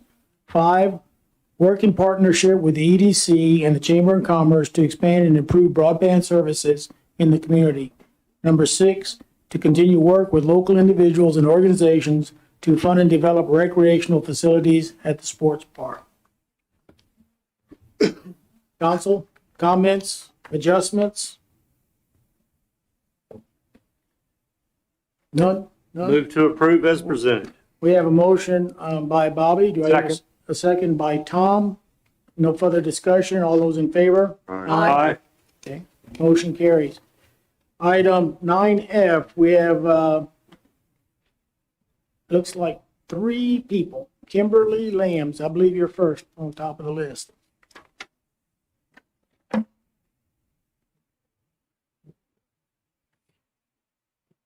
And let me read what it is for the audience to consider, discuss, and take action regarding the update on COVID-19 metrics. So that's what we're addressing.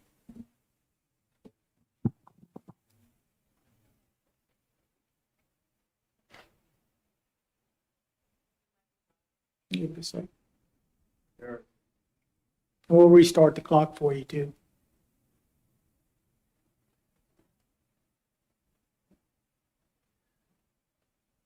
Eric. The mic's not working. Eric, the mic's not on. Maybe the handheld would work.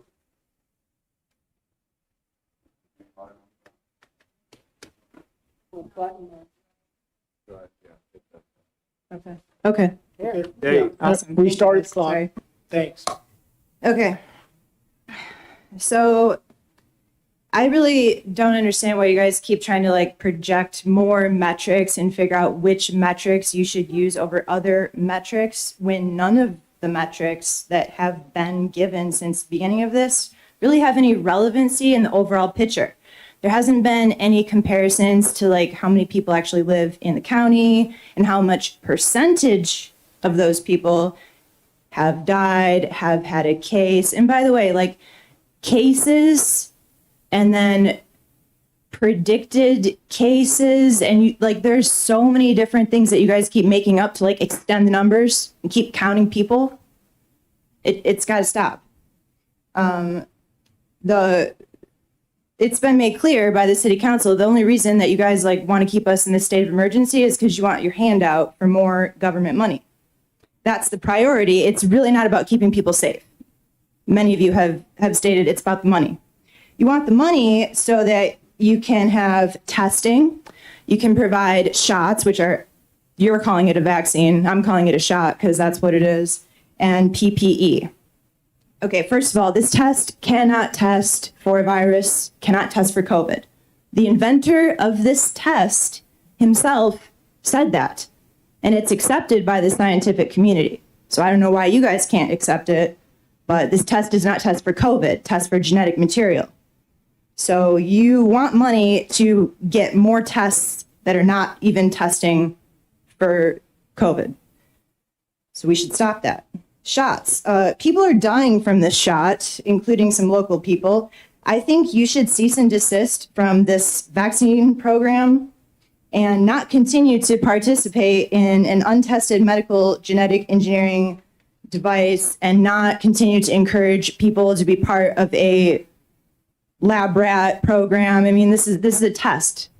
Anyone who gets this shot is submitting themselves to a clinical experimental test. It's not approved. It hasn't been tested. It's brand new technology. It is not like other shots. And if you want to, as far as PPE, I thought that hospitals always had bought PPE. Wasn't that already figured into their budget? Didn't hospitals for like all of time have masks and face shields and gowns and different things that they would normally use with surgical procedures and other things? So why do you need extra money for that? Now, if you do want to keep track of metrics, then I suggest you start keeping track of the vaccine adverse event reporting system, the VAERS data, which is CDC and FDA approved. So you guys should be cool with using their data.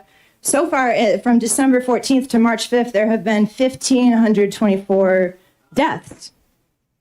So I just want you to keep that in mind. That's 1% of reported data, 1%. Thank you. Okay.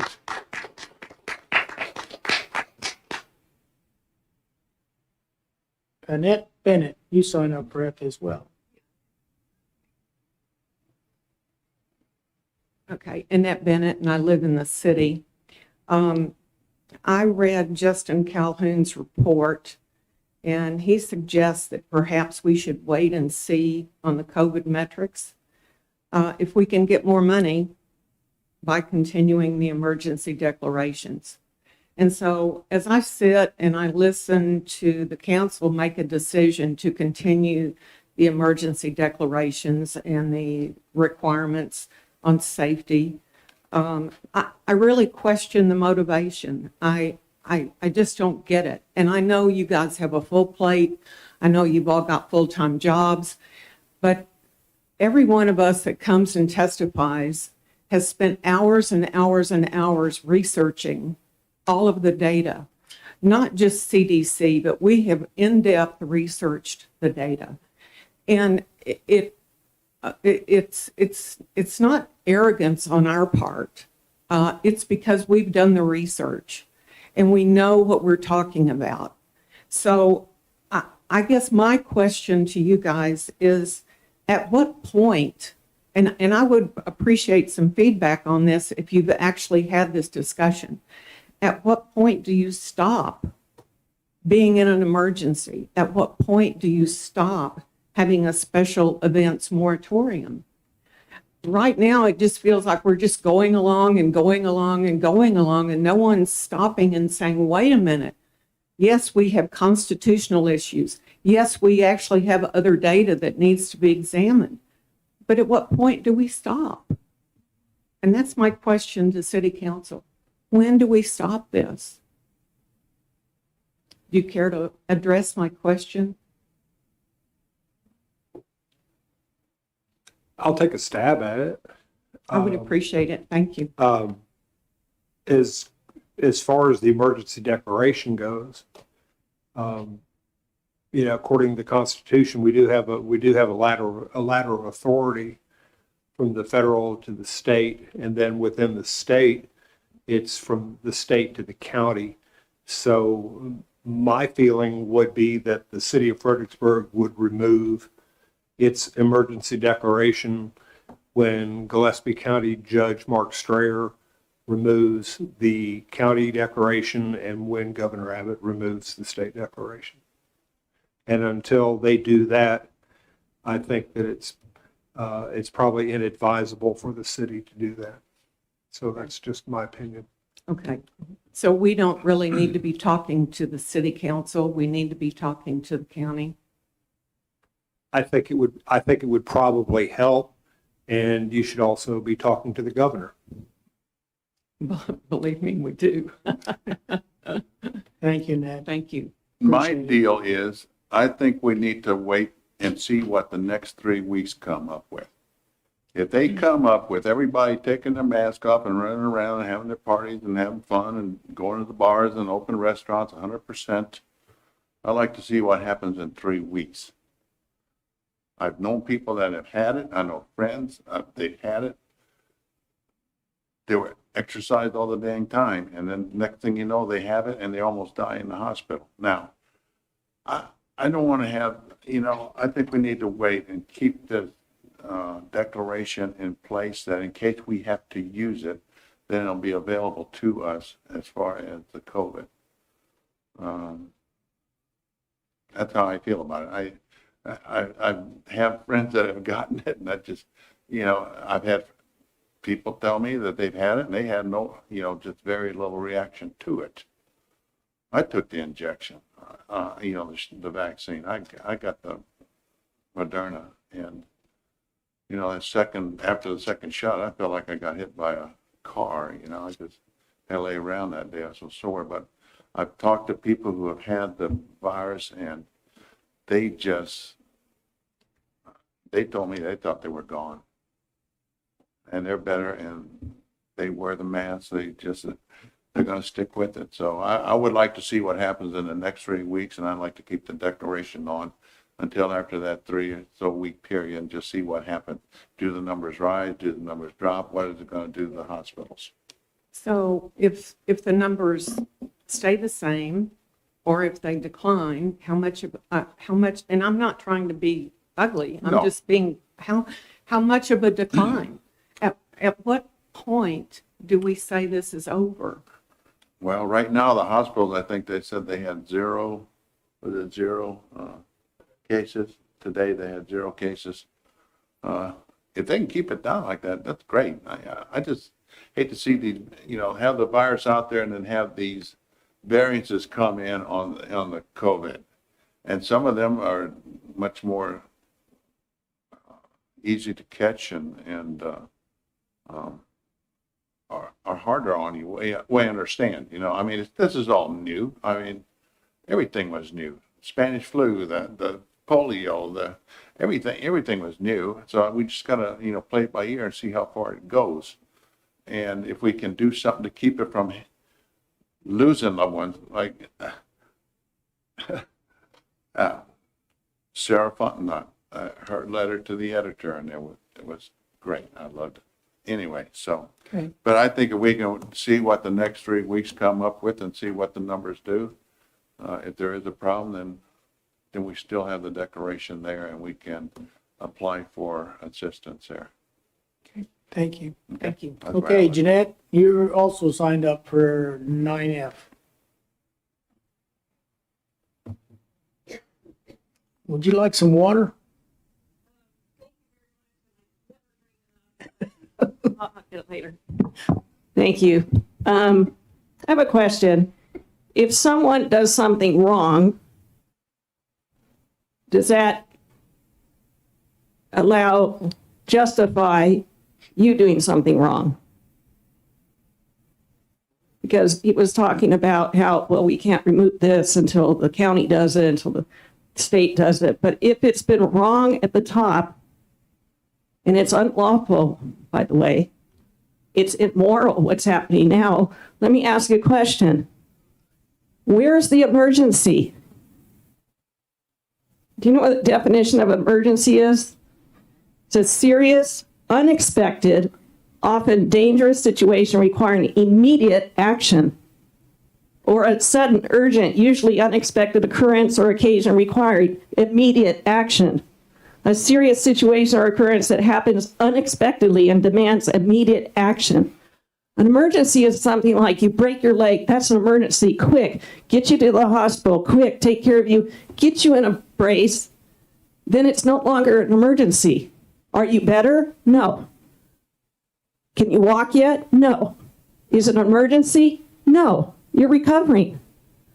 When we had the storm, okay, and that came in, that was an emergency, right? People's lights went off, they didn't have water, everything else, right? Is it emergency now? Not really. We're recovery. You go through emergency, immediate action, then you go through recovery. So are we still in an emergency after 12 months?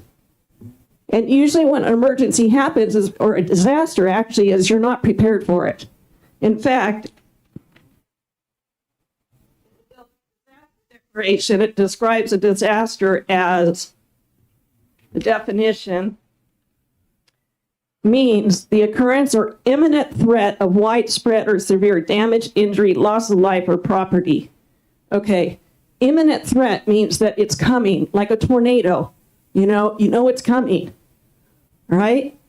That's a disaster. You get prepared, right? You put things in place, all right? Things get blown up. That's the emergency. You get in, you clean it up, but you get back to normal as quickly as possible. Right now, with the numbers do not support the fact that we're in an emergency now. This is not an emergency. It's a health issue. Yes, it is not an emergency. So I would like you all to consider this, and I'm putting you on notice. I recommend that you terminate this unlawful health emergency immediately, because the emergency is over. There is no emergency. It's immoral, illegal, unethical, and intentionally deceitful to be under emergency in order to receive money is fraud. And I want to just do one more thing real quick. This is important.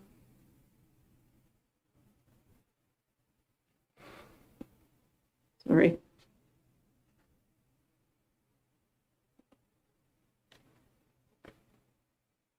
Okay, Title 18 U.S. Government Code 1038, false information and hoaxes, and Title 18 U.S. Code 1040, fraud in major disaster and emergency benefits. Basically, it means that if you are misrepresenting information, which is what's happening with this data, to stay on an emergency when there is no emergency for getting funds, it's a felony. It's also immoral and unethical. So I'm putting you on notice there. Thank you. Thank you, Jennifer. Okay. Let me repeat this. Consider, discuss, take action regarding an update on COVID-19 metrics. Justin Calhoun.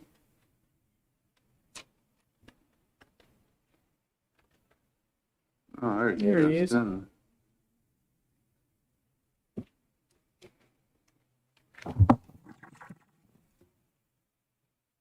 Good evening, Mayor and Council. I want to go over some metrics related to COVID-19. We'll talk about the hospitalizations, the EMS COVID-19 contacts and the COVID-19 vaccine, and then discuss the disaster declaration.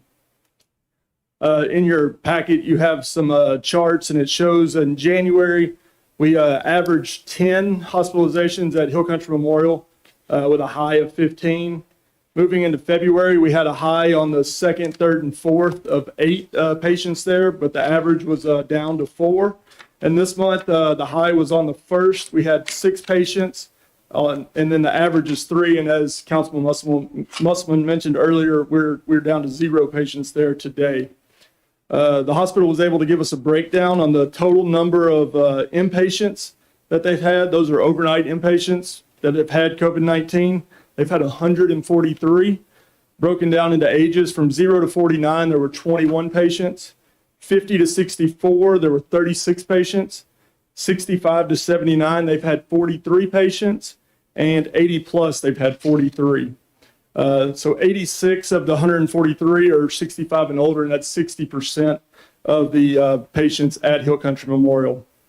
As of Friday, their positivity rate for the people that they have tested was at 2%. Moving into the trauma service area, which if you remember from the February 1st meeting, we're in trauma service area P, which is the greater San Antonio area. Back in January, we were at a high of 24% of COVID patients within the hospital. That's gone down drastically in February and March. February, we started off the month at about 19%. It ended at 8%. And then as of today, the trauma service area P is at 5%. Trauma service area O is in the same, that's the Austin region, and they've trended down as well. They trended down at a little faster rate than the San Antonio area did. The EMS contacts, for the month of December, there were 45 total EMS COVID-19 contacts. Those are patients that were transferred by Fredericksburg Fire and EMS that did have COVID. 45, as I said, 32 of those were 65 and older, so that's 71% of the patients were in that high risk category. Moving into January, there were 54 COVID-19 contacts by EMS. 42 of those were 65 and older, so that puts us at 77% of the patients were in that high risk. February, we had a drastic downturn in the number of patients. We only transported 13 patients. 10 of those 13 were over 65, and so that's at 76%. And then for March, we've actually only had 1 COVID-19 patient transported by Fire and EMS, and that patient was over 65 as well. Moving into vaccines, right now the DISH's website, the Department of State Health Services, they're reporting that within Gillespie County, there's 6,262 people that have been vaccinated. And of those, 3,980 are fully vaccinated. I will say that they are a little behind on their reporting. The hospital was reporting 2 weeks ago that they had already done 10,000 doses. So the state website is a little behind on that data. But as you can see from that chart I had in your packet, most of those vaccines have gone to that age group of 65 and older. According to the state website, we're currently at 4,445 that are 65 and older, and of those, 2,899 are fully vaccinated. The county's currently been allocated 19,000 doses of COVID or of Moderna, so we're probably somewhere more in that 14 to 15,000 doses given. Y'all have any questions over the metrics? They're opening up a new age group, right? They're supposed to. They haven't yet, but they're working on that. Yes, sir. Okay. And they have opened it up to the teachers and daycare workers. Okay. And based on our census for the county, we're about, 6,500, 6,800 people in the county that are 65 and over? Yes, ma'am, right around there. Right there. So we're approaching pretty high levels of vaccination in that population. Yes, ma'am. They're doing about 500 doses a day out there at the University Center. Justin, but isn't the University Center is a hub, so not all those not all the data for 65 and over would be Gillespie County residents. That is correct. Yes, sir. Thank you. Any other questions? Thank you. And then on to the disaster declaration. Like was mentioned earlier, the governor has kept the disaster declaration in place to receive federal funding and resources. Judge Strayer has also decided to keep it on locally for the county as well, in case there is federal and state money and outside resources, which is the testing and the PPE and vaccinations. By the way, I did ask a question when I got my vaccination, who actually pays for it? And the lady said, well, if you don't have insurance, it's still free. Yes, sir. It's all coming from the federal government. Okay. And at the University Center, no one's being charged. They can charge a service fee at the pharmacies and stuff that give them, but here locally, they're not doing that. That's my understanding. So I think that's important for the folks to know that they may be hesitant to get a vaccination if they feel they don't have insurance or they're not able to afford the vaccination. Yes, sir. Thank you. Mayor, can I make one Please. comment? Because I think there's some confusion in the community about the emergency declaration. The emergency declaration does not set any sort of requirements, restrictions, or mandates on any of our citizens. So, the emergency declaration is there in place to take advantage of resources that we don't have locally. State resources, federal resources, whatever, but it places no additional restrictions on our citizens. So I think people are fearful because they see the declaration there that it's going to force them to do something or prevent them from doing something, and that's not the case. This is merely a way for us to access resources. Those resources are still coming to us. We need them, and I think the county still needs them, the state still needs them. So there's going to be a period of time where we don't need those resources anymore, but I don't think that time is here now. Thank you.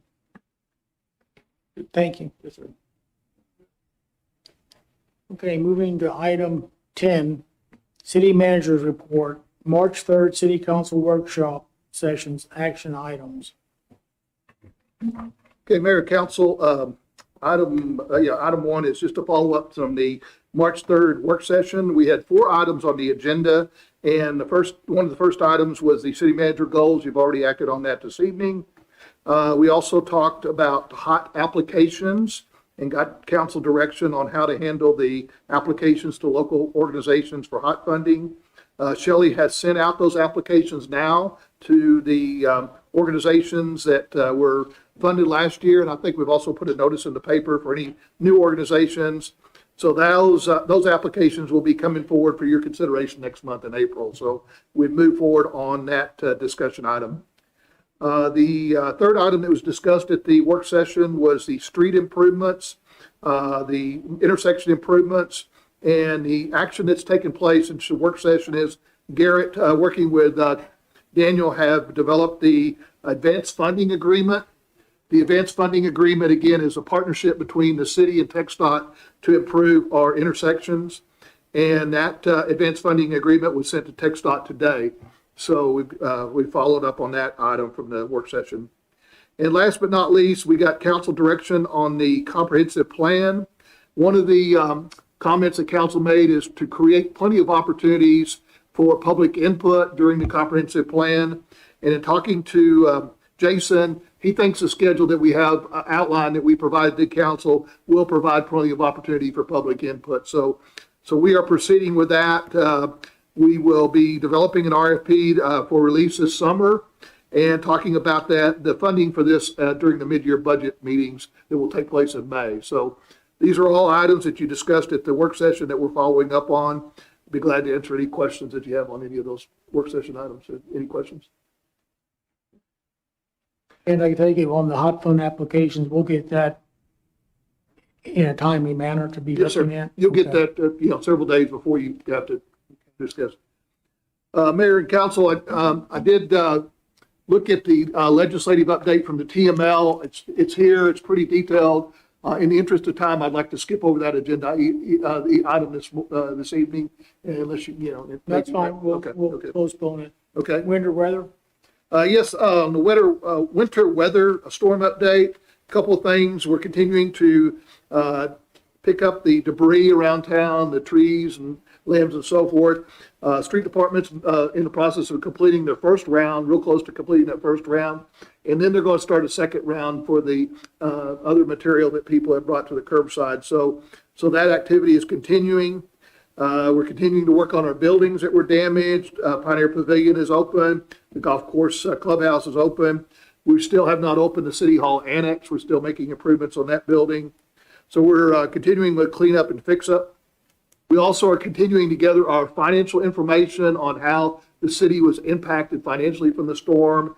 Through the finance department, we'll be filing with FEMA a reimbursement request to cover our expenses. So we're working on that reimbursement. We also last week had an after action meeting. Councilman Watson was able to join us for that. It was about a 3.5 hour presentation by all the different agencies that were involved in the recent weather response. Following that meeting, we'll have a written report that we'll generate from that meeting and have copies of that available for the council and the public to review. So we're working on that. And last but not least, we are starting to organize an appreciation lunch for all the individuals, the employees and people like Keller Construction Company that assisted us in our storm response. And we are planning on scheduling that sometime in the next couple of weeks. Some sort of activity to recognize all the contributors to our effort locally. And so once we get a date and time and location, we'll let the council know. Okay. That's it. Would that include volunteers that helped in different areas? Sure. Okay. Okay, thank you. Council comments. I'm going to start with Bobby. What about items for future agenda? Oh, I'm sorry. I missed number 11. Thank you. I appreciate your comment. You're welcome. Mayor and Council, on page 141 is a preliminary listing of agenda items for your April 5th meeting. We will have the item on the annexation plan back on this agenda for your consideration, and we'll have additional information to provide you with that agenda item. We also have the appointment of election judges scheduled for that meeting. We will have some discussion on the Texas Water Development Board, the funding for early warning system. We'll have a report and discussion on that item. We have scheduled a discussion on the historic district guidelines and the request for proposals for the Hotel Conference Center. The 175th anniversary plan for that event. I think that we're still going to talk about that. I believe I don't know that the action tonight will allow that to come off the agenda. And then a street closure request for the Fredericksburg Car Show. That's the items that we have so far for the April 5th meeting, which will be 3 weeks from tonight. Any questions? Or again, as we get closer to that meeting, we'll put out a draft agenda for the council. And if it looks like it's too lengthy, we'll look at pushing maybe 1 or 2 items back to April 19th.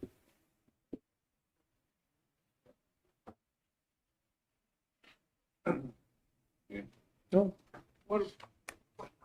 You know, we kind of talked about those pavers at Marketplace Redevelopment this morning. The mayor and I were talking outside the city hall there, and we kind of looked at them and mentioned it to them. And what would be the difference in price if some of those areas we could just put in concrete with the rock like we have there on the side there?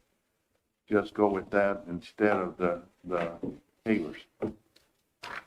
Should be fairly similar in cost, and we're working on those cost estimates currently. Okay. So we'll be able to provide that information to you. We're doing a full evaluation of the entire site. It doesn't just include the square, but the area around City Hall, area by the street also. So when we get all that information together, we'll provide that to you, and for a future conversation, but similar in price. Okay. Okay. A question for the city manager. Will you be bringing to council any budget amendments having to do with damage done to city facilities in the near future, swimming pools? Yeah, we're planning on doing all the budget amendments at one time, Tom. We've got all the COVID expenses to add to the budget. We have the storm expenses. We have the CARES funding revenue to add. So we're trying to put this all in one report and present it all at one time. The question I have is if we've got if we have problems with pumps at the swimming pool, and if we need to order those pumps in order to have a swimming season, We'll then go ahead. is that something that needs to be done sooner than later? No, we won't hold off on any of that. And a lot of that will be covered by our insurance also, so we'll just be looking for a budget amendment to cover anything not covered by insurance. Thank you. Kent, would now be the time we have to have that special meeting, right? No. No, we don't? I thought we had a time. No. Oh, we're good. Okay. That was only if you didn't take action on either of those ordinances tonight. Okay. Well, I wanted to be sure. Thanks. Okay. Now we can go to council comments. Mr. Watson? Thank you very much. Couple quick reports. Went to the airport advisory board today. There's a lot of activity at the airport. Some new developments planned. The fuel sales, February was a slow month. The airport was closed for 7 days, but with the amount of fuel sold in January, combined with the little bit of fuel sold in February, we still exceeded last year's January and February sales. So a lot going on at the airport. In reference to the after action meeting, couple of things I took out of that. Several people commented that the storm, they compared the storm to a Cat 4 hurricane. The amount of damage done in the county, especially north and northwest, it's just truly amazing how much damage was done. But what really hit me was there was probably 25, 28 people in the room. They were from CTC, from TxDOT, from the county, from the city, all departments. The amount of time that people gave over and above their normal job requirements to take care of the people in this county. All these people live in the county, and they had the same problems at their home, but they were out taking care of everybody else's problems and getting their power back on, getting their water back on. It just showed me how special this community really is, and it's just amazing. So I want to send a thank you for everybody that was involved, and a lot of the coordination came from the EOC, and Justin really did a spectacular job coordinating everything, and he had a lot of help, but he did a great job. So thank you all. Thank you. Tom? No comment. Polly? Yeah. When was it? Last Tuesday. I had held a little workshop with a group of citizens. We invited about 25 to 30 people to attend.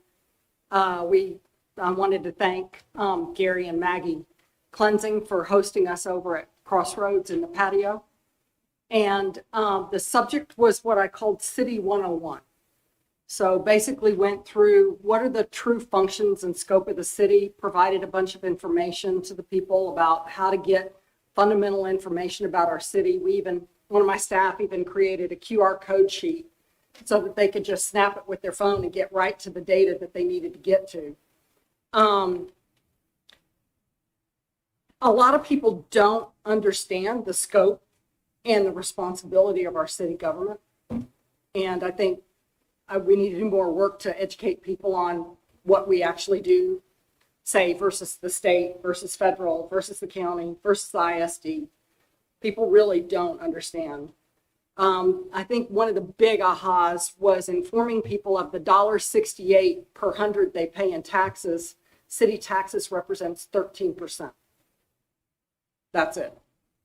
So all the complaining only to affect a change to 13% when you've got much larger taxing entities that you could make a big difference by going and looking at their budgets and things like that. The other one was that the bulk of our revenue that comes in for the general fund is not property tax. It's in the 20-something%. We are very blessed to raise a lot of our revenue from sales tax. A lot of other towns would kill to have our sales tax level percent of our total revenue. And I think that was kind of a surprise to some of the people in the audience. And then I talked to them about how to interact with the city, how to approach city staff, how to approach city council, send us questions, let us ask questions on their behalf. Letting people know when the packets drop, that they drop on Wednesday. And that, by Monday, we have to read all this stuff, have to have our questions done, have to have an answer, get in the meeting and be prepared. Well, and I invited a lot of them to go online and get the packets, read them for themselves. If they don't want to approach city staff or can't directly to ask one of us on city council, call us, talk to us, email us, that we're much more available than maybe they think. So at the end of the meeting, what was really interesting, it was overall, I'd say, positively received. And they asked me to do more meetings. So we're going to do some more. We're going to do one on April 6th at St. Joseph Hall. We're going to focus on housing at that meeting. So they've asked to meet and be invited to now we're going to try to move topical so that we go through. And one thing I offered was that we'd have meetings and we would do a deep dive on different aspects of city operations. So bring Clint and some of his guys and talk about water and sewer and electric and things like that. So they get a better fundamental understanding. Because what I realized, we're on council, we get briefed all the time. We get personalized service from the staff. How do we get the general public to have a better understanding so that when we come into these agenda items, they've got a better background to understand and can catch up faster on our conversations when we're making votes. So I thought it was really productive. I thought I was going to get my head taken off when I went and did it. So I was pleasantly surprised that I was still standing at the end of the meeting. And so I'm going to keep doing it. And as we go on, if any of you, only one of you can come with me at a time, but if any one of you want to join me at one of these, let me know. We'll start publishing out. We started a Facebook page. We can start publishing out and letting people add topics, and then we'll sort through the topics and pick topics and start trying to educate people on how the city actually works. Holly, if you could pass that Facebook page on to the rest of us, that would be great. And then also, here's something that at all these things, encourage them to sign up on the city website to receive packets. Yes. And they'll receive packets not only of city council agendas, but of planning and zoning commission meetings, of historic review board meetings, and also the Board of Adjustment. That's the information that they can get just from the city is the first step in becoming an informed citizen. And I'll send that out. Thanks. Thanks, Polly. Jerry? Well, I missed the county meeting here last month because that was with everything else going on. But we did have our Market Plots Redevelopment Group meeting this morning, and Kent was there, and Tim led the meeting again. We discussed the fundraising for the phase one, which was the playground equipment, which was $268,000, something like that. And we raised that amount of money, and now we're starting to work on the phase two, the development of the drive-through Security State Bank, making kitchenette and restrooms and outside patios. And I can't remember if there's a splash pad in that thing anymore or not. I think it's not in there.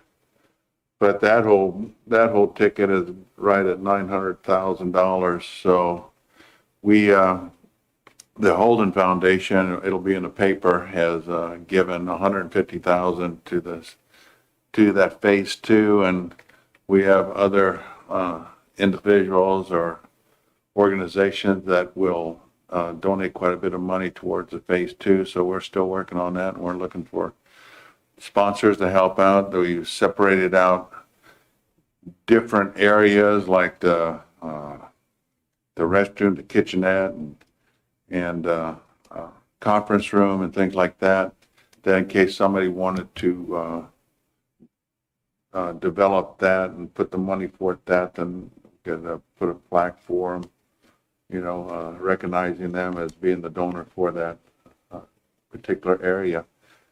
So it was real good, and I tell you what, that Tim Cook and Tim Crenwell, well, I tell you what, when those two sit down together, they got that marketplace on their brain, and I tell you what, they're talking about a bunch of other things, which is really interesting and something to get into. So they got some great ideas to put forth on the marketplace. That's about it. Thank you. I'm going to kind of piggyback on Bobby. I want to surely let you folks know that I certainly appreciated the work of Central Texas, their contractors and other organizations that came out and put up electricity. And I will share with you that nobody's electricity on is more important than mine. I think that was an attitude that people were getting, and I know they were getting frustrated. But, you know, Bob Lott had indicated it'd be by Easter before you'd have everybody on, and they, Central Texas and that gang certainly beat that margin, and I want to compliment them for that, and hopefully if this occurs in 50 years, most of us won't have to remember what happened in 2021. So with that being said, we're going to be ready to go into the executive session. So I'll entertain a motion. Make a motion, go we to go regular. from regular session to executive I session. have a motion by Jerry. Do I hear a second? Second. Second by Bobby. All those in favor? Aye. Aye. Motion passes. We're going to take about a 3-minute recess so folks can, would like to leave, can leave.